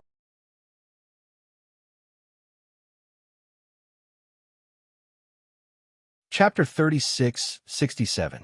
This was a courtyard located on the outskirts of the capital. From the outside, it looked like a very ordinary courtyard. However, it was actually a dungeon used by the Purple Forest Guard to imprison special criminals. It was built with 1/2 meter thick limestone and was impenetrable. With a light clang, the iron door was pushed open by 2 guards. A slender figure walked down the stone steps. The inside of the dungeon was very spacious, and torches were placed on all 4 walls. The circular platform was like the main hall of the dungeon. It was very clean and lit up by the torches. If it weren't for the various torture instruments hanging on the walls and the smell of blood, one wouldn't be able to tell that this was a dungeon. Ah! A hoarse roar came from the depths of the wooden fence. One of the guards outside the door impatiently poked the fence with his long stick and shouted angrily, "Shut up! Don't make a sound!" Ah! The person who was poked by the staff was immediately struck by the electric current. His body trembled uncontrollably as he screamed miserably. This person's luxurious blue robes were already dirty beyond recognition. It was as if he'd been fished out of a pool of stinky water, and his entire body was filled with the smell of mold and decay. Where was his previous clean, tidy, and high-spirited existence? The slender figure walked down the stone steps and finally stood in front of the wooden fence. His slightly raised peach blossom eyes were filled with mockery and ridicule. He just stared coldly at the man who was screaming hysterically inside. What? Is it because the guards here didn't take good care of you? Is that why Big Brother is so angry? The voice passed through the wooden fence. It was as if a basin of ice water had been poured over the person inside, freezing him to the bone. He dragged the heavy iron chain and turned around abruptly.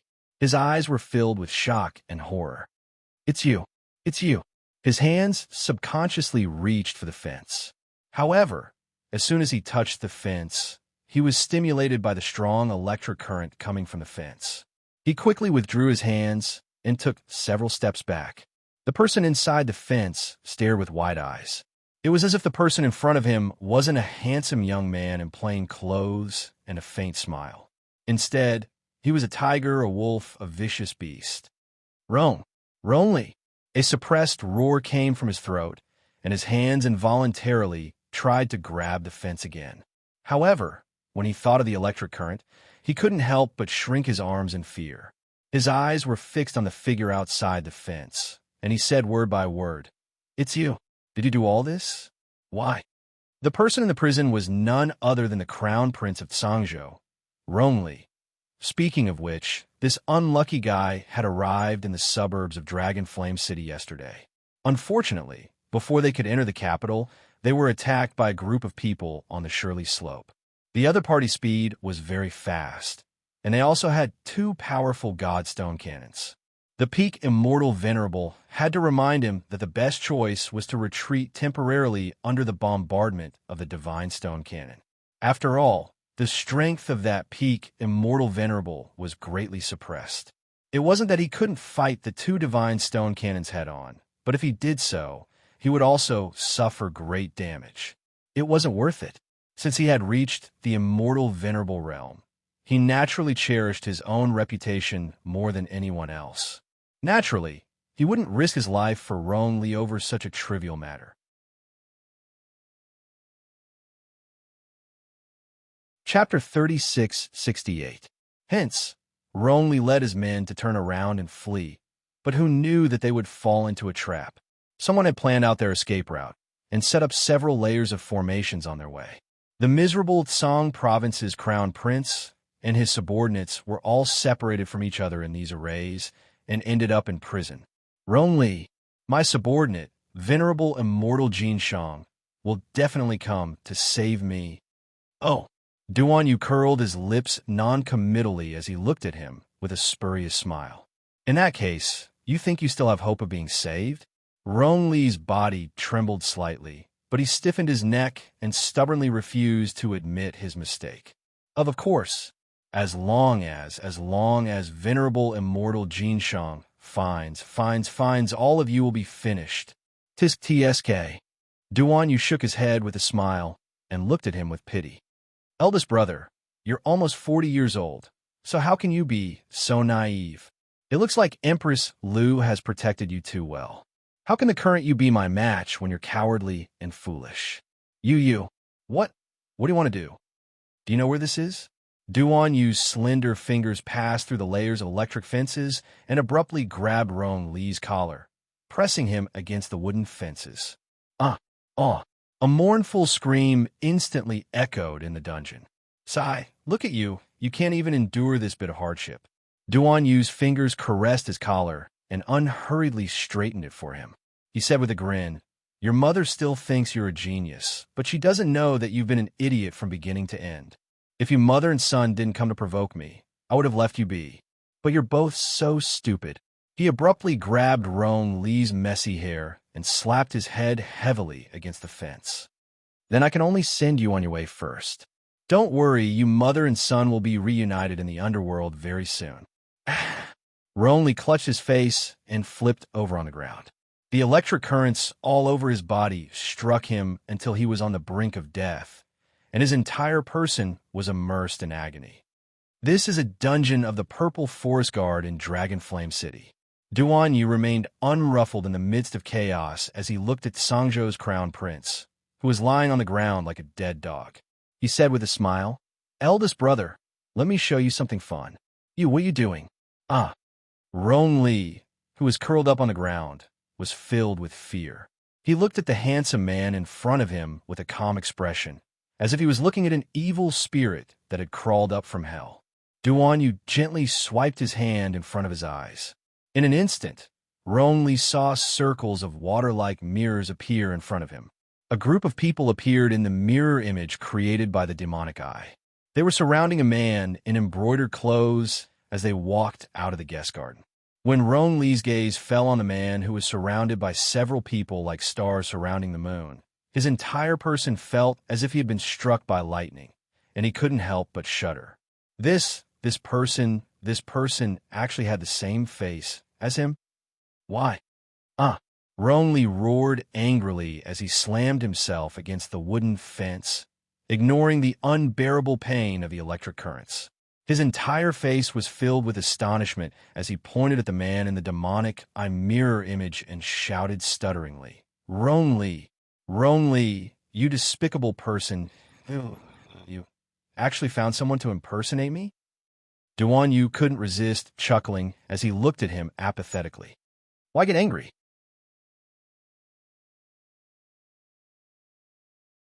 Chapter 3669. You devil. Rong Li's entire body trembled. He was so furious that his heart and lungs were about to explode. He truly didn't expect that his younger brother, who came from the lower star domain, would have the ability to scheme against him like this. No, it couldn't be. Someone would definitely come to save him. Venerable immortal Jin Shang's cultivation was so high, so he would definitely discover something different about him. That venerable immortal Jin Shang you speak of is currently an honored guest of the divine province. Duan Yu couldn't resist giving him another blow and said with a chuckle, he probably doesn't have the leisure to care about your life or death. Do you know why venerable, immortal Jinshang came here? He came from a holy region, so it's naturally because there's something here that attracts him. For such a greedy person, as long as you can pay the price, Duan Yu smiled faintly and said, he can change masters anytime and anywhere. You, what do you want to do? Rongli instantly panicked. As he looked at Duan Yu, who was coldly glaring at him, his entire body started trembling weakly. Don't panic. A silvery white flame suddenly ignited in Duan Yu's hand, and he smiled calmly at Rongli. Don't worry, you won't feel anything. Don't kill me, fourth brother, don't kill me. Rongli abruptly prostrated himself on the ground. He no longer cared about his dignity and only wanted to beg someone to spare his life. He kowtowed to Duan Yu from the other side of the fence and wept bitterly. Fourth brother, please spare me this once for royal father's sake. I won't dare to oppose you in the future. Fourth brother, spare me this time. To tell the truth, Rongli still couldn't figure out why Duan Yu's temperament suddenly changed and why he captured him and attacked him so viciously. He only thought that his mother must have done something to noble Consort Duan during the hunt and incurred his father's wrath. That was why he decided to kill him. When he thought of this, he couldn't help resenting his mother, Empress Liu. If she knew earlier that Duan Yu was a lunatic and not an easy person to get along with, why would she stupidly attack his mother time and time again? Wasn't this forcing him onto the path of insanity? Fourth brother, Rongli, whose messy hair was draped over his face, rolled and crawled to the fence. He stretched out his hand and begged sincerely, fourth brother, for the sake of Imperial Father, let me go this time. Don't worry, big brother will definitely turn over a new leaf. Not only will he not go against you, but he will also help you. He will definitely help you. Duan Yu smiled at him. This kind of nonchalant smile inexplicably made Rongli panic and fear. The person in front of him was really too terrifying. If he had known that this day would come, he would not have encouraged his mother to provoke him and his mother. Now, Rongli was trembling with regret. He climbed onto the fence that was filled with electricity. Enduring the pain on his face, he shouted, fourth brother, let me go this time. I promise I will never go against you again. Fear made one's heart tremble. The Rongli before him didn't seem to have the slightest intention of resisting Duan Yu. Eldest brother, what should I say about you? Duan Yu smiled faintly at him, his voice extremely slow and gentle. You don't even know how to act. Duan Yu sighed and shook his head.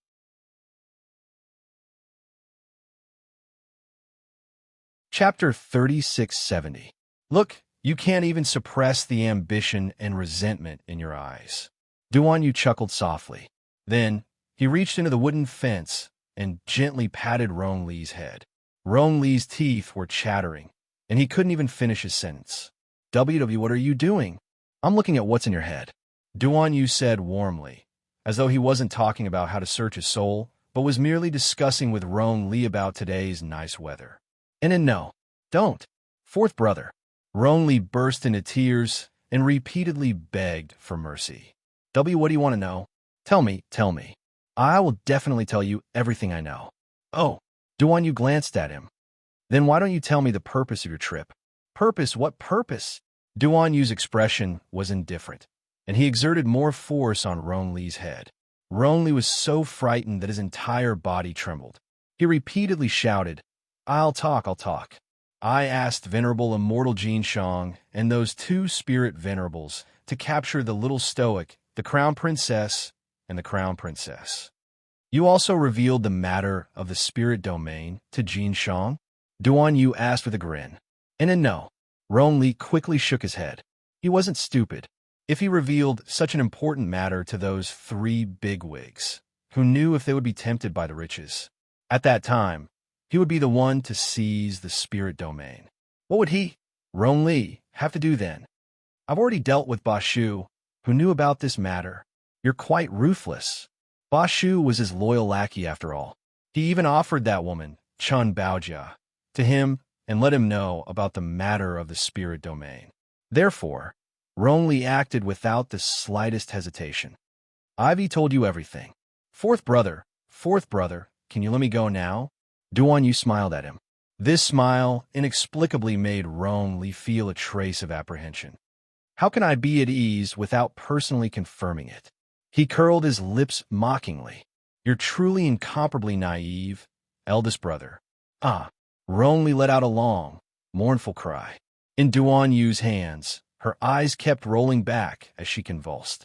Very quickly, Rong Li's body fell to the ground. He lay on his back on the ground, his limbs twitching. Duan Yu withdrew his hand and coldly glanced at the person on the ground before turning to walk out of the prison cell. Find a random place and burn it. Yes, brat, a great man must be ruthless, as expected of a descendant of my Rong family. Ha ha ha, interesting. An old voice sounded in his mind. Duan Yu knitted his brows and coldly ordered, Shut up, kid. Don't be ungrateful. A faint shadow appeared beside him and snorted. If you are willing to cooperate with me, I believe that your cultivation will soar even faster in the future. I'm the only one who knows how to maximize the effectiveness of the bloodline. So long-winded. Scram. Duan Yu clenched his fists, and that shadow glared at him before slowly dissipating. He strode out of the dungeon. Just as he entered the court, he saw the shadow appear in front of him in a flash. Your Highness, it's about time. Duan Yu nodded and walked out of the court. He solemnly said, We'll act tonight.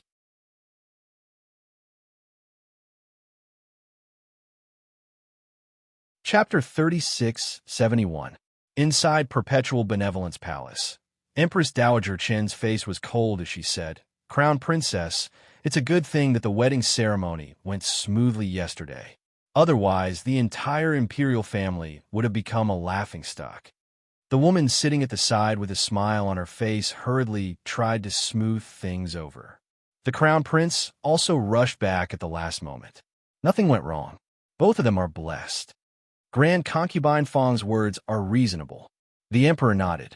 Since the matter has been resolved smoothly, Empress Dowager need not be too harsh. Empress Dowager Chen couldn't help but roll her eyes. She hadn't even started to be harsh, but the Emperor was already telling her not to be harsh. The Emperor's protectiveness was too vexing.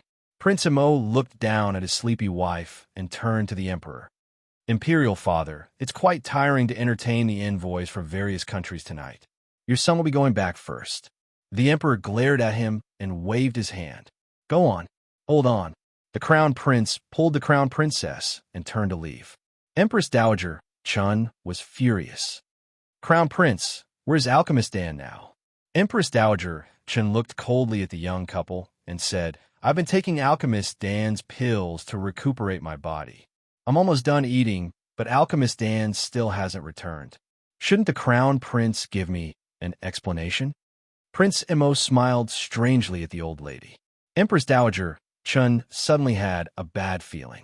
She gripped the armrest of her chair tightly and asked with a stern expression, Crown Prince, why aren't you saying anything? Alchemist Dan came all the way from the capital to Greyfield Village for you. She came to help you exterminate those zombies, to help you treat the soldiers in the army. Even if she didn't help at all, you can't treat her so coldly. Imo Yin glanced at Empress Dowager Chun with an icy gaze and said indifferently, Empress Dowager, you meddle too much. Alchemist Dan disobeyed military orders and came to the army without permission. What a meddlesome act, Imo Yin coldly said. This Crown Prince has already dealt with him according to military law. I hope that the Empress Dowager will not act smart in the future. What did you say?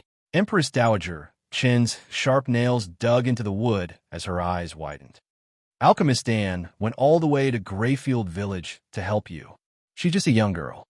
How could you be so cruel to her? Imo Yin looked at Empress Dowager Chun with a cold smile. Empress Dowager, this one advises you to be a good Empress Dowager. Don't do these little things. You won't be able to bear the consequences of angering me. After saying this, he didn't even look at Empress Dowager Chun, who was trembling with anger.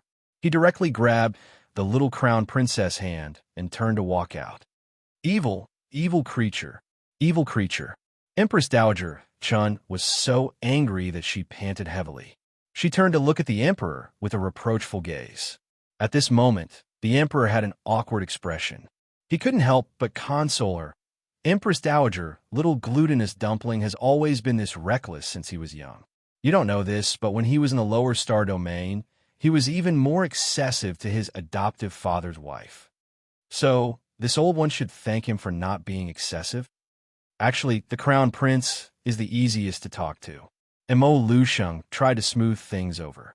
As long as you understand this child's personality, you won't have any conflicts with him anymore.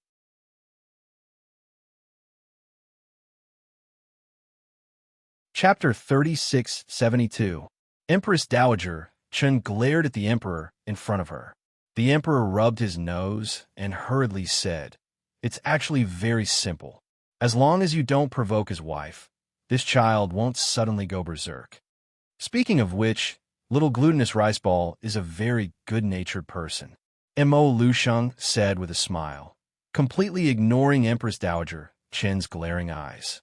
"Your son is good-natured? If he was good-natured, he would kill people without hesitation. If he was good-natured, he wouldn't even let the pitiful alchemist Dan off. If he was good-natured, how could he be so hostile to his grandmother? Good nature, my ass." Grand concubine Fong coughed and said with a smile, "That's true. The crown prince has just returned to the divine prefecture. Everything needs to be adjusted. Alchemist Dan is a god-level alchemist. If she can become the crown prince's concubine, our entire imperial family and all the disciples will be able to improve their cultivation after eating Alchemist Dan's pills. Who am I doing all this for? It's all for you and your father." Empress Dowager Chen said angrily, "I'm not asking him to abolish the crown princess. I'm just taking in a concubine. With Alchemist Dan's status, it's wrong for her to be the crown prince's concubine." Mo Lusheng sighed helplessly. He looked at Empress Dowager Chen and said, "Don't mention the matter of concubine in the future. Otherwise, the crown prince's relationship with you will only become worse." This old lady was good at everything, but she liked to meddle in other people's business. However, the older generation's idea of spreading their children couldn't be helped. Just like how this old lady wanted to shove Princess Yin Yin to him time and time again, she also wanted to shove Shan Isu to little glutinous rice ball. Little glutinous rice ball wasn't as peaceful as him. If this continued, the two of them would definitely fall out. Mo Lusheng said this for the sake of the Empress Dowager. After all, little glutinous rice ball's methods were enough to give him a headache just by looking at the piles of information. Such a willful and reckless son was most likely led astray by his adoptive father's family.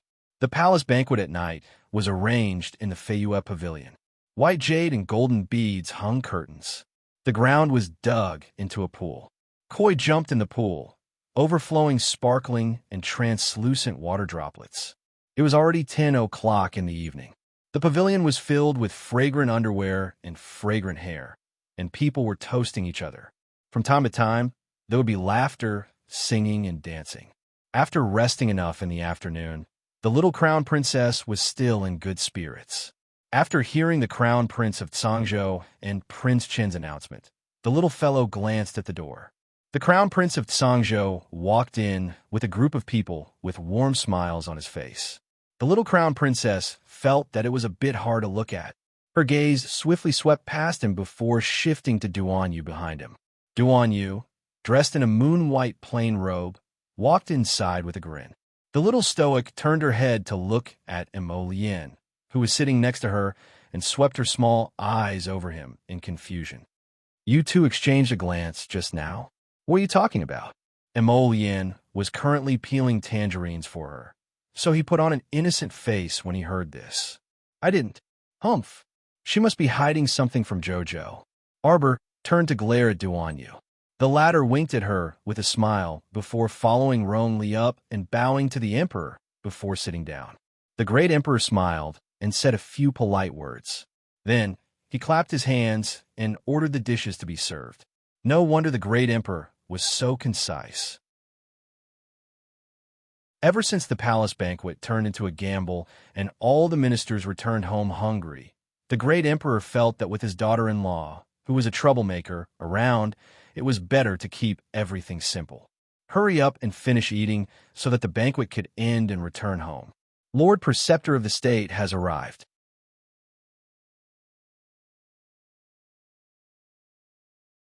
Chapter 3673. The little stoic tugged at her husband's sleeve and whispered, "It's him who instigated your father to change the date of our wedding.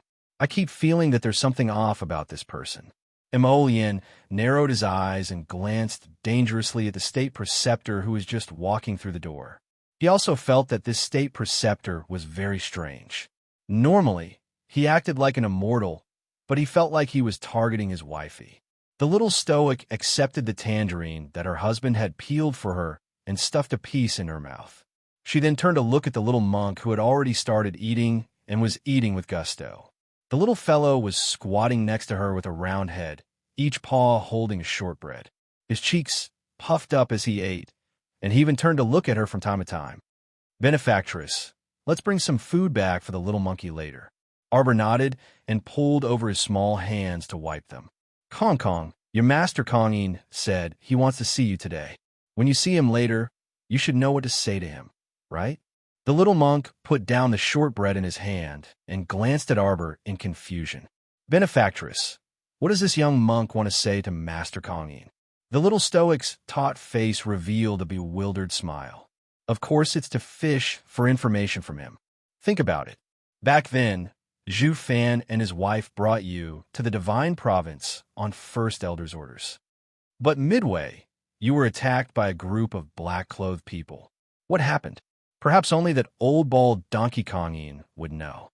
The little monk pursed his small mouth into a straight line and said solemnly, "Benefactress, you said master is a bald donkey." On the side, Emolian couldn't resist twitching his mouth. Every time he heard these two's conversation, he had the urge to laugh. Arbor rubbed his bald head. "Did you remember?" The little monk nodded. "I asked Master Kongin, who are those black-clothed people?" Arbor nodded. "Remember to ask when sister sends you to Kongin's table later." The little monk nodded his small head joyfully and asked with pursed lips, "Benefactress, then can I still go back with you tonight?" "Sure." The small monk became even happier. He picked up the fruit on the plate and started to eat it. As long as the benefactress didn't throw him away, he could ask anything. Not long after, Grand Elder Kongin, who had arrived late, arrived along with a few other elders of the Elders' Council. At this moment, the state preceptor had just taken a seat. He turned his head to look at Great Elder Kongin and the others. He smiled and nodded slightly. Kongin stroked his long beard and looked at the imperial tutor. He nodded his head slightly and smiled. The little stoic stood up and pulled the little monk up.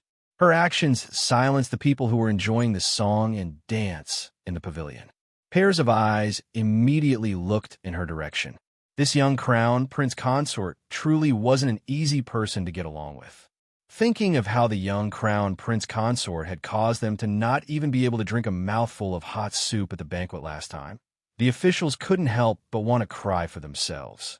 The dancers who were rapidly spinning in the hall all retreated a few steps and lowered their heads to make a path. The little stoic ignored the others and brought the little monk to the seat next to Great Elder Kongin. Great Elder Kongin immediately revealed a benevolent smile. "Jojo, it's truly been a long time since we last met.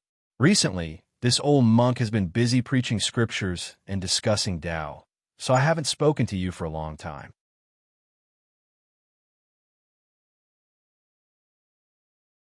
Chapter 3674. The little stoic harumphed and stuffed the little monk next to him before returning to her seat. The old monk and the little monk exchanged glances. The little monk asked crisply, "Master, benefactress wanted me to ask you, who exactly attacked me in north-facing Great Forest last time?" The old monk looked at him solemnly and said, "Kong Kong, it's not time for you to know about this yet. That's right. Did you encounter any trouble while staying by Jojo's side recently?" The little monk immediately nodded and said in a childish voice, "Benefactress herself is a little trouble. Kongin probably won't reveal the truth to the little monk." When Emolian saw her walk back, she chuckled and grasped her small paw. Besides, who would go and inquire about information so openly? The little fellow's curiosity was already written all over her face. There must be something strange about Kong Kong's background. Arbor harumphed and said, "The old monk knows, but doesn't say anything. It truly makes one feel conflicted." Emol Yin couldn't help but laugh and pinched her small hand. "The old monk will definitely let Kong Kong continue to follow you for a while." The little stoic immediately threw the smiling head Elder Kong Yin across from her with a disdainful look. He wanted her to help look after Kong Kong, but didn't tell her anything. As expected, this old man had a good plan. Seeing the little crown princess sit down and continue eating, everyone's suspenseful hearts finally eased back into their stomachs. It turned out that the crown princess only walked out to say a few words to head Elder Kong Yin. Everyone couldn't help but blush. Why did they feel like nothing good happened whenever the little crown princess stood up just as they were pondering? They saw a plump eunuch running in with quick steps from outside the pavilion. His forehead was even stained with sweat as he reported breathlessly, Your Majesty, the third city lord of the City of Shadows has come to visit." Mo Lusheng raised his brows, but before he could speak, a hearty laugh entered everyone's ears. Duan Yu turned to look and saw a black-clothed, middle-aged man wearing a thick cloak walking in with a big grin. Behind him were two young attendants and a woman with a black veil over her face who was walking gracefully. The woman's entire body was wrapped in a long black dress, and her face was covered with a black veil. The ornament on her head was actually a black dachira flower. As soon as he walked into the pavilion, he naturally attracted the attention of many people. This woman's attire was too out of place in this place of music and dancing. He did not fit in with the people around him. Moreover, the third city lord of the City of Shadows was wearing a cloak. It was already June. How could he wear such a thick cloak? Perhaps there was some hidden illness in his body. And Mo Lusheng coldly looked at these uninvited guests. His gaze fell on the third city lord for a long time before he suddenly laughed. "Third city lord, why have you suddenly come to visit?" Everyone below started whispering to each other.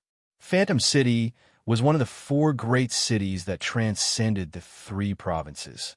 Their third city lord suddenly came to visit the emperor today. Why did he come so abruptly?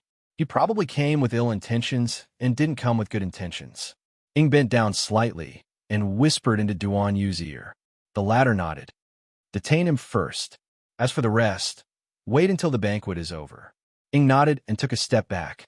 Taking advantage of the fact that everyone's attention was on the group of people from Phantom City, he swiftly left the pavilion.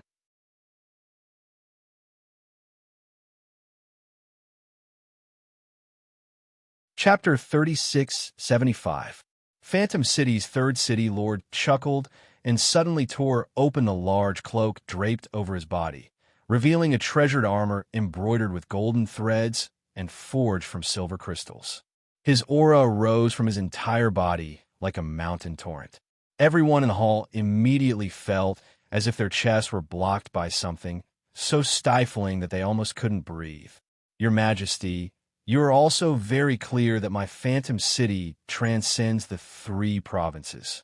The third city lord sneered. "If this matter didn't concern my beloved disciple, I wouldn't have come to find you like this." The smile on Mo Liusheng's face rapidly receded. He pressed down with both hands, instantly dispelling the pressure released by the third city lord. "If you have something to say, just say it. There's no need to release your aura right away." Mo Lusheng was the most impatient with these people's behavior. If there was something, just say it clearly. What was the point of releasing your aura right away, inexplicably, and pressuring a group of ordinary people? Phantom City's third city lord's behavior caused a trace of coldness to emerge in Mo Liusheng's heart. The Phantom City was beyond the 3 prefectures. However, his Mo clan's royal family wasn't someone that could be bullied and humiliated by others. If this third city lord continued to be so impudent, Mo Lusheng wouldn't mind teaching him a lesson. "Humph!" The third city lord harumphed coldly, and his gaze abruptly landed on the little stoic. Hence, everyone fearfully cast their gazes in the little crown princess's direction. They saw that she simply didn't care about what was happening in the hall and was currently using a bamboo skewer to stab the prawn meat on her plate with her head lowered. eating it piece by piece. Everyone didn't know whether to laugh or cry, and they reflexively turned to look at His Highness the Crown Prince's sullen expression. Mo Yin was currently knitting her brows as she looked at the third city lord standing in the middle of the pavilion. This person's hostile gaze towards his wifey made him feel displeased, so he said coldly, "If you keep glaring at our crown princess, be careful of those eyes of yours." All the ministers' hearts skipped a beat, and they all lowered their heads and silently watched, not daring to make sound. Everyone was very clear that His Highness the Crown Prince's earlier words weren't a joke. He was genuinely warning Phantom City's third city lord. However, it was clear that the third city lord did not take the Crown Prince's words to heart. Hearing this, he laughed out loud. What an arrogant and high-spirited Crown Prince of the Divine Land. His cold gaze fell on Prince Mo as he sneered. "No wonder you abandoned my disciple like a worn-out shoe." At this time, Empress Dowager Chun, who was sitting at the head of the table, could not help but say, "Third City Lord, what are you talking about? After Alchemist Dan entered the capital, we have always treated him with respect and did not dare to neglect him in the slightest." The third city lord suddenly pointed in the direction of Mo Lien and said in a stern voice, "Today, I came here to seek justice for my disciple." Disciple. The black-veiled woman in black from head to toe slowly made her way to the front of the crowd. She reached out and took off the black veil on her face, revealing half of her hideous scarred face. Empress Dowager Chen almost could not sit still and almost jumped up from her seat. She exclaimed, "Alchemist Dan, what happened to your face?" Empress Dowager Chun blurted out in alarm, her eyes hastily looking at the expressionless young crown princess and Prince Mo. The little stoic swept an inexplicable glance at that single-robed woman before retracting her gaze. Whether this woman's face was injured or not had nothing to do with her at all. She did not even bother to ask. She must have provoked Jojo's Lotus and was taught a lesson by Lotus.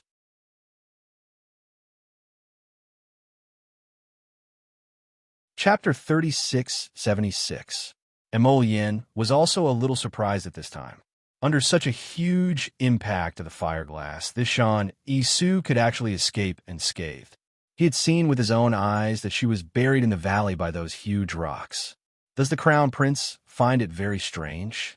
Shan Isu's eyes were filled with hatred, firmly fixed on Mo Yin's face. "Susu is not dead. I've disappointed your highness." "What the hell?" The little crown princess muttered expressionlessly. Whether she was dead or not, Jojo's Lotus wouldn't care at all. So she really didn't know where this disappointment came from. The third city lord of the City of Shadows took a step forward and said to Mo Lu Sheng, "My disciple was personally harmed by your son. Your highness, you invited my disciple here, but now you're treating her like this. Don't you think it's too much? Then why don't you ask your good disciple why this crown prince wanted to kill her?" Mo Yin looked coldly at the third city lord. If she hadn't poisoned this crown prince beforehand, why would this crown prince lower himself to her level? The implication was that if your disciple hadn't come to provoke me, I wouldn't have even bothered to look at her. The third city lord was so angry that his face trembled violently. He cupped his hands and shouted at Mo Lu Sheng, "Your country's crown prince treated the people of the City of Shadows like this. Shouldn't he give corresponding compensation?" When everyone heard this, their eyelids twitched slightly. There was no other reason, but now all the big shots in the imperial capital were obviously more sensitive to the word compensation. "How do you want to compensate?" The little crown princess suddenly spoke out, which was unexpected to everyone. Her calm attitude couldn't help but make people take a few more glances at her. This didn't feel like the crown princess's usual character. The third city lord arrogantly raised his chin. "The crown prince must marry my Shan Isu with a great gift and confer her as a second wife." Suddenly, there was an uproar. Everyone looked at the third city lord with an expression as if they had seen a ghost. There was no such thing as the crown prince having an equal wife in the Divine Land. Duan Yu gripped his wine cup with one hand as he looked at Prince Mo, whose face was as still as water, with ridicule in his eyes. You've provoked a peach blossom in front of Sir Jojo. The latter glared at him a few times, then retracted his gaze. A cold smile appeared on his lips, and he said to the Third City Lord, "Say that again." The Third City Lord felt an invisible pressure. Although his face did not change much, his heart could not help but beat like a drum. The Crown Prince of the Divine Land was so imposing. If it wasn't for Shan Isu, his disciple, who had offered him many precious medicinal herbs, he wouldn't have bothered to get involved in this mess for her. "What do you think, State Preceptor?" The young Crown Prince Consort suddenly turned to look at the smiling State Preceptor sitting at the side. The latter was slightly taken aback. All the elders in the pavilion were also shocked by this little Crown Princess who did not play by the rules. The Crown Princess didn't make fun of anyone today. Could it be that, after marrying the Crown Prince, she had toned down her temper? Thinking about it, it didn't seem likely. Everyone shook their heads as they looked in the Grand Tutor's direction. Sir Grand Tutor smiled faintly and raised his cup at everyone. Naturally, there can only be one Crown Princess. The position of the Crown Prince's concubine is fine. You can't. An elder in the hall immediately objected. This woman's face is disfigured, so how can she be promoted to the Crown Prince's concubine? Sir Grand Tutor said indifferently, since she calls herself a divine physician, she naturally can save her face.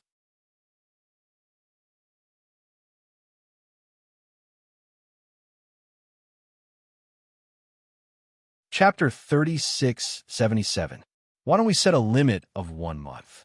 If Alchemist Anne can cure her face within this month, then what's wrong with the Crown Prince taking her in as a concubine? The young Crown Princess's eyes instantly emitted a ferocious glint. Without another word, she raised her hand and threw an icicle arrow in Lord State Preceptor's direction. Seeing this, the Crown Prince raised his finger and lit a fire behind his wifey, directly throwing a black fireball in Lord State Preceptor's direction. Bang! Bang! After 2 loud noises, the State Preceptor dodged expressionlessly. The place where he was originally sitting was pierced by a sharp icicle, and the chair was blown up by the fireball. Everyone, the State Preceptor looked at the couple innocently. "What are you doing?" Duan Yu couldn't resist twitching his mouth as he sized up the State Preceptor. This guy also seemed to be a bit shameless. Who would have thought that he would pretend to be innocent despite his graceful and divine appearance? The young Crown Princess sneered at him. "Don't think that as husband and wife don't dare to beat you up just because you're the State Preceptor. Speak.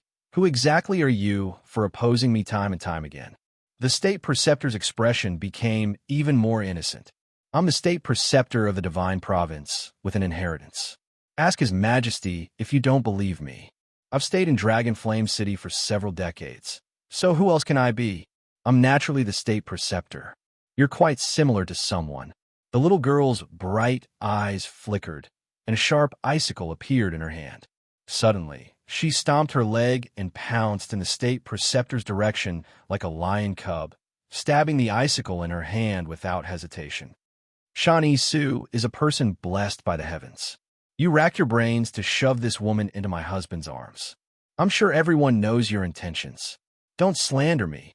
Lord State Preceptor blinked and couldn't resist turning to look at the Emperor, repeatedly complaining about his injustice.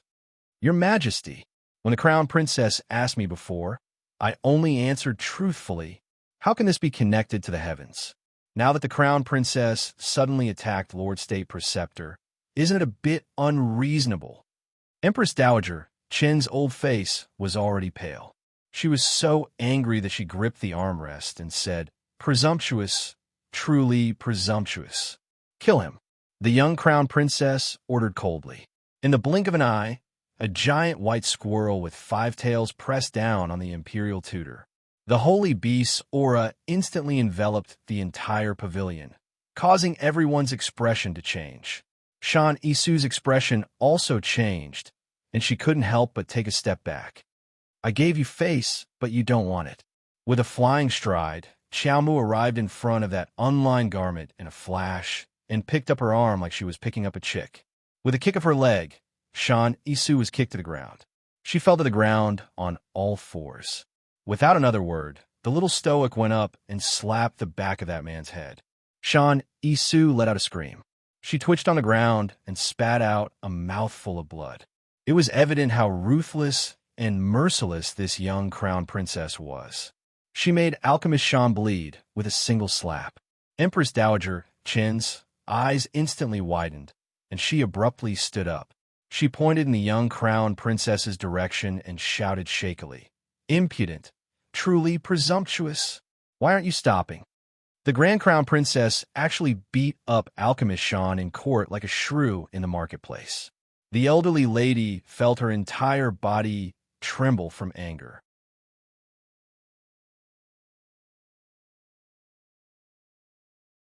Chapter 3678. The little stoic turned a deaf ear to elderly lady's berating.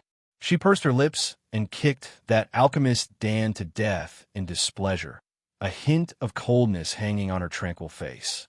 She had never seen such a shameless thing. She actually dared to openly reach out to snatch Jojo's lotus? Did she want to die, or did she want to die? Stop, quickly stop. Seeing that his disciple was beaten to the brink of death by the little crown princess, the third city lord hastily berated loudly.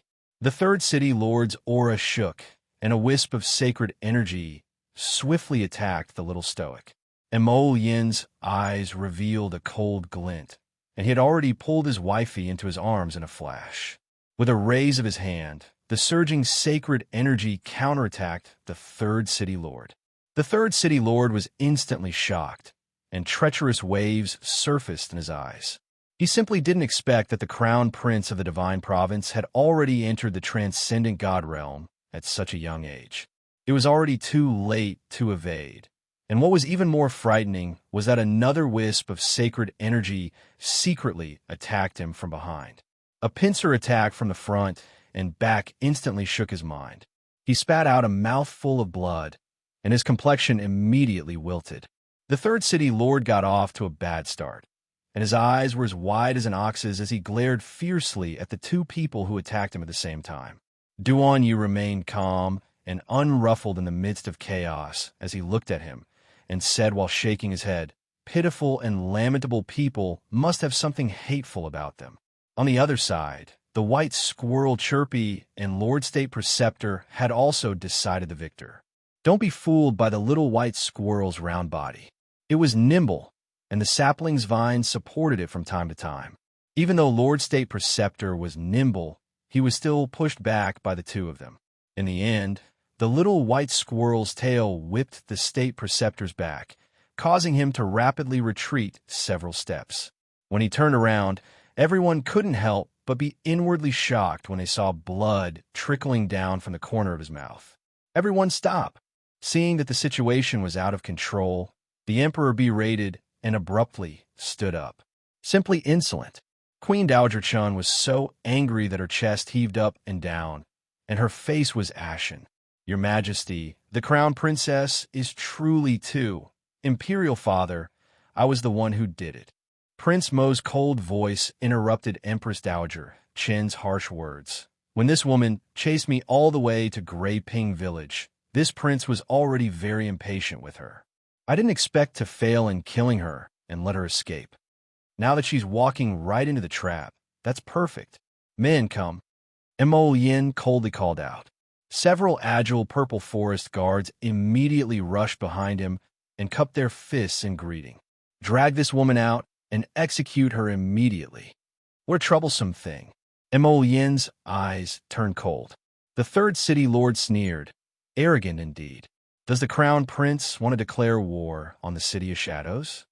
Oh, if the City of Shadows insists on standing up for this ignorant woman, then this crown prince is not a coward. Then the crown prince should listen to your grandfather's opinion first. As the third city lord's voice fell, a tall old man who looked to be around 70 suddenly flew in from outside the Feiyue Pavilion and stood in the middle of the hall with a cold expression.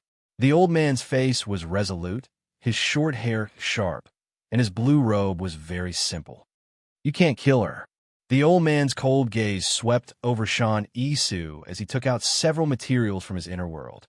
"Pill Master Shan, if you fail to make the soul-returning pill, Don't blame this old man for being ruthless. Shan Isu's body trembled slightly.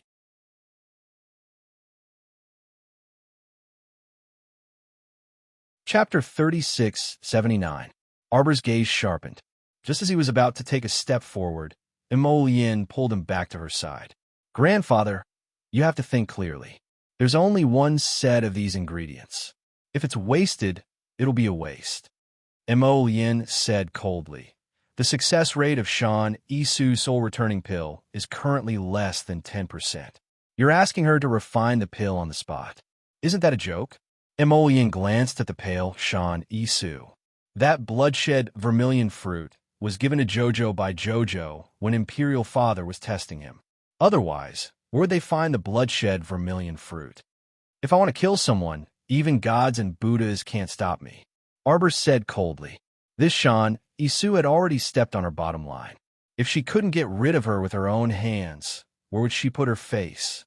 She had already brought her master to snatch her husband. If she didn't fight back, wouldn't she be a coward? Naturally, this matter couldn't be settled peacefully.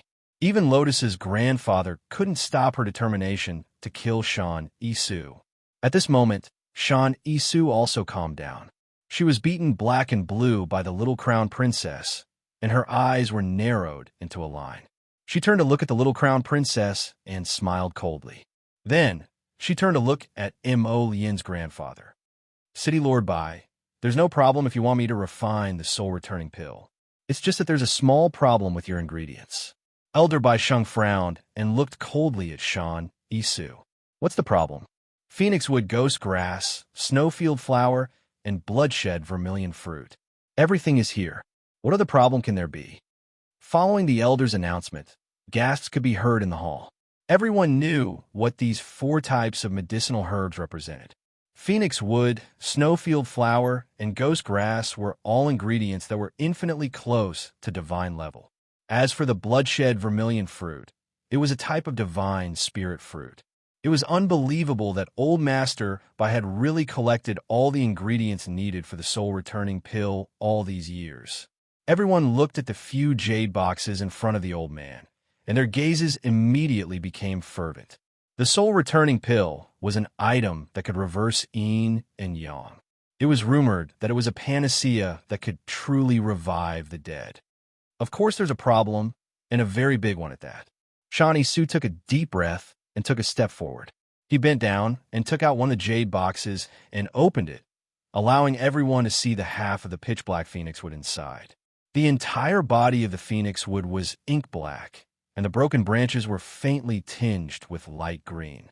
It looked like moldy spots the phoenix wood needed to concoct the soul-returning pill must be the heart of 1,000-year-old phoenix wood. This is only 100-year-old phoenix wood, Shan Isu said indifferently. Its medicinal value is not enough to refine the soul-returning pill. Everyone was stunned, and then they looked up at Old Master Bai, whose face was as dark as water. Obviously, Old Master Bai was in a bad mood when he heard this bad news. But don't worry, Old Master. Since we're only missing the phoenix wood, we'll be able to find it in a month or 2. Shan Isu smiled faintly, and the scars on his face looked somewhat hideous. Old Master, you can give me some manpower. I'll lead them to the Phoenix Forest in the Divine Continent to search for the Phoenix Clan's habitat. In time, they'll definitely help you find the truly useful 1,000-year-old phoenix wood. You won't live to see that day. You're tuning in to the Romance Rendezvous YouTube channel. We're so grateful for your support, and don't forget to subscribe to join us on this incredible journey through captivating stories. Your generosity through donations truly makes a world of difference, as it's the primary source of revenue that allows me to expand and enhance this channel for you. Thank you from the bottom of my heart for being a part of this adventure.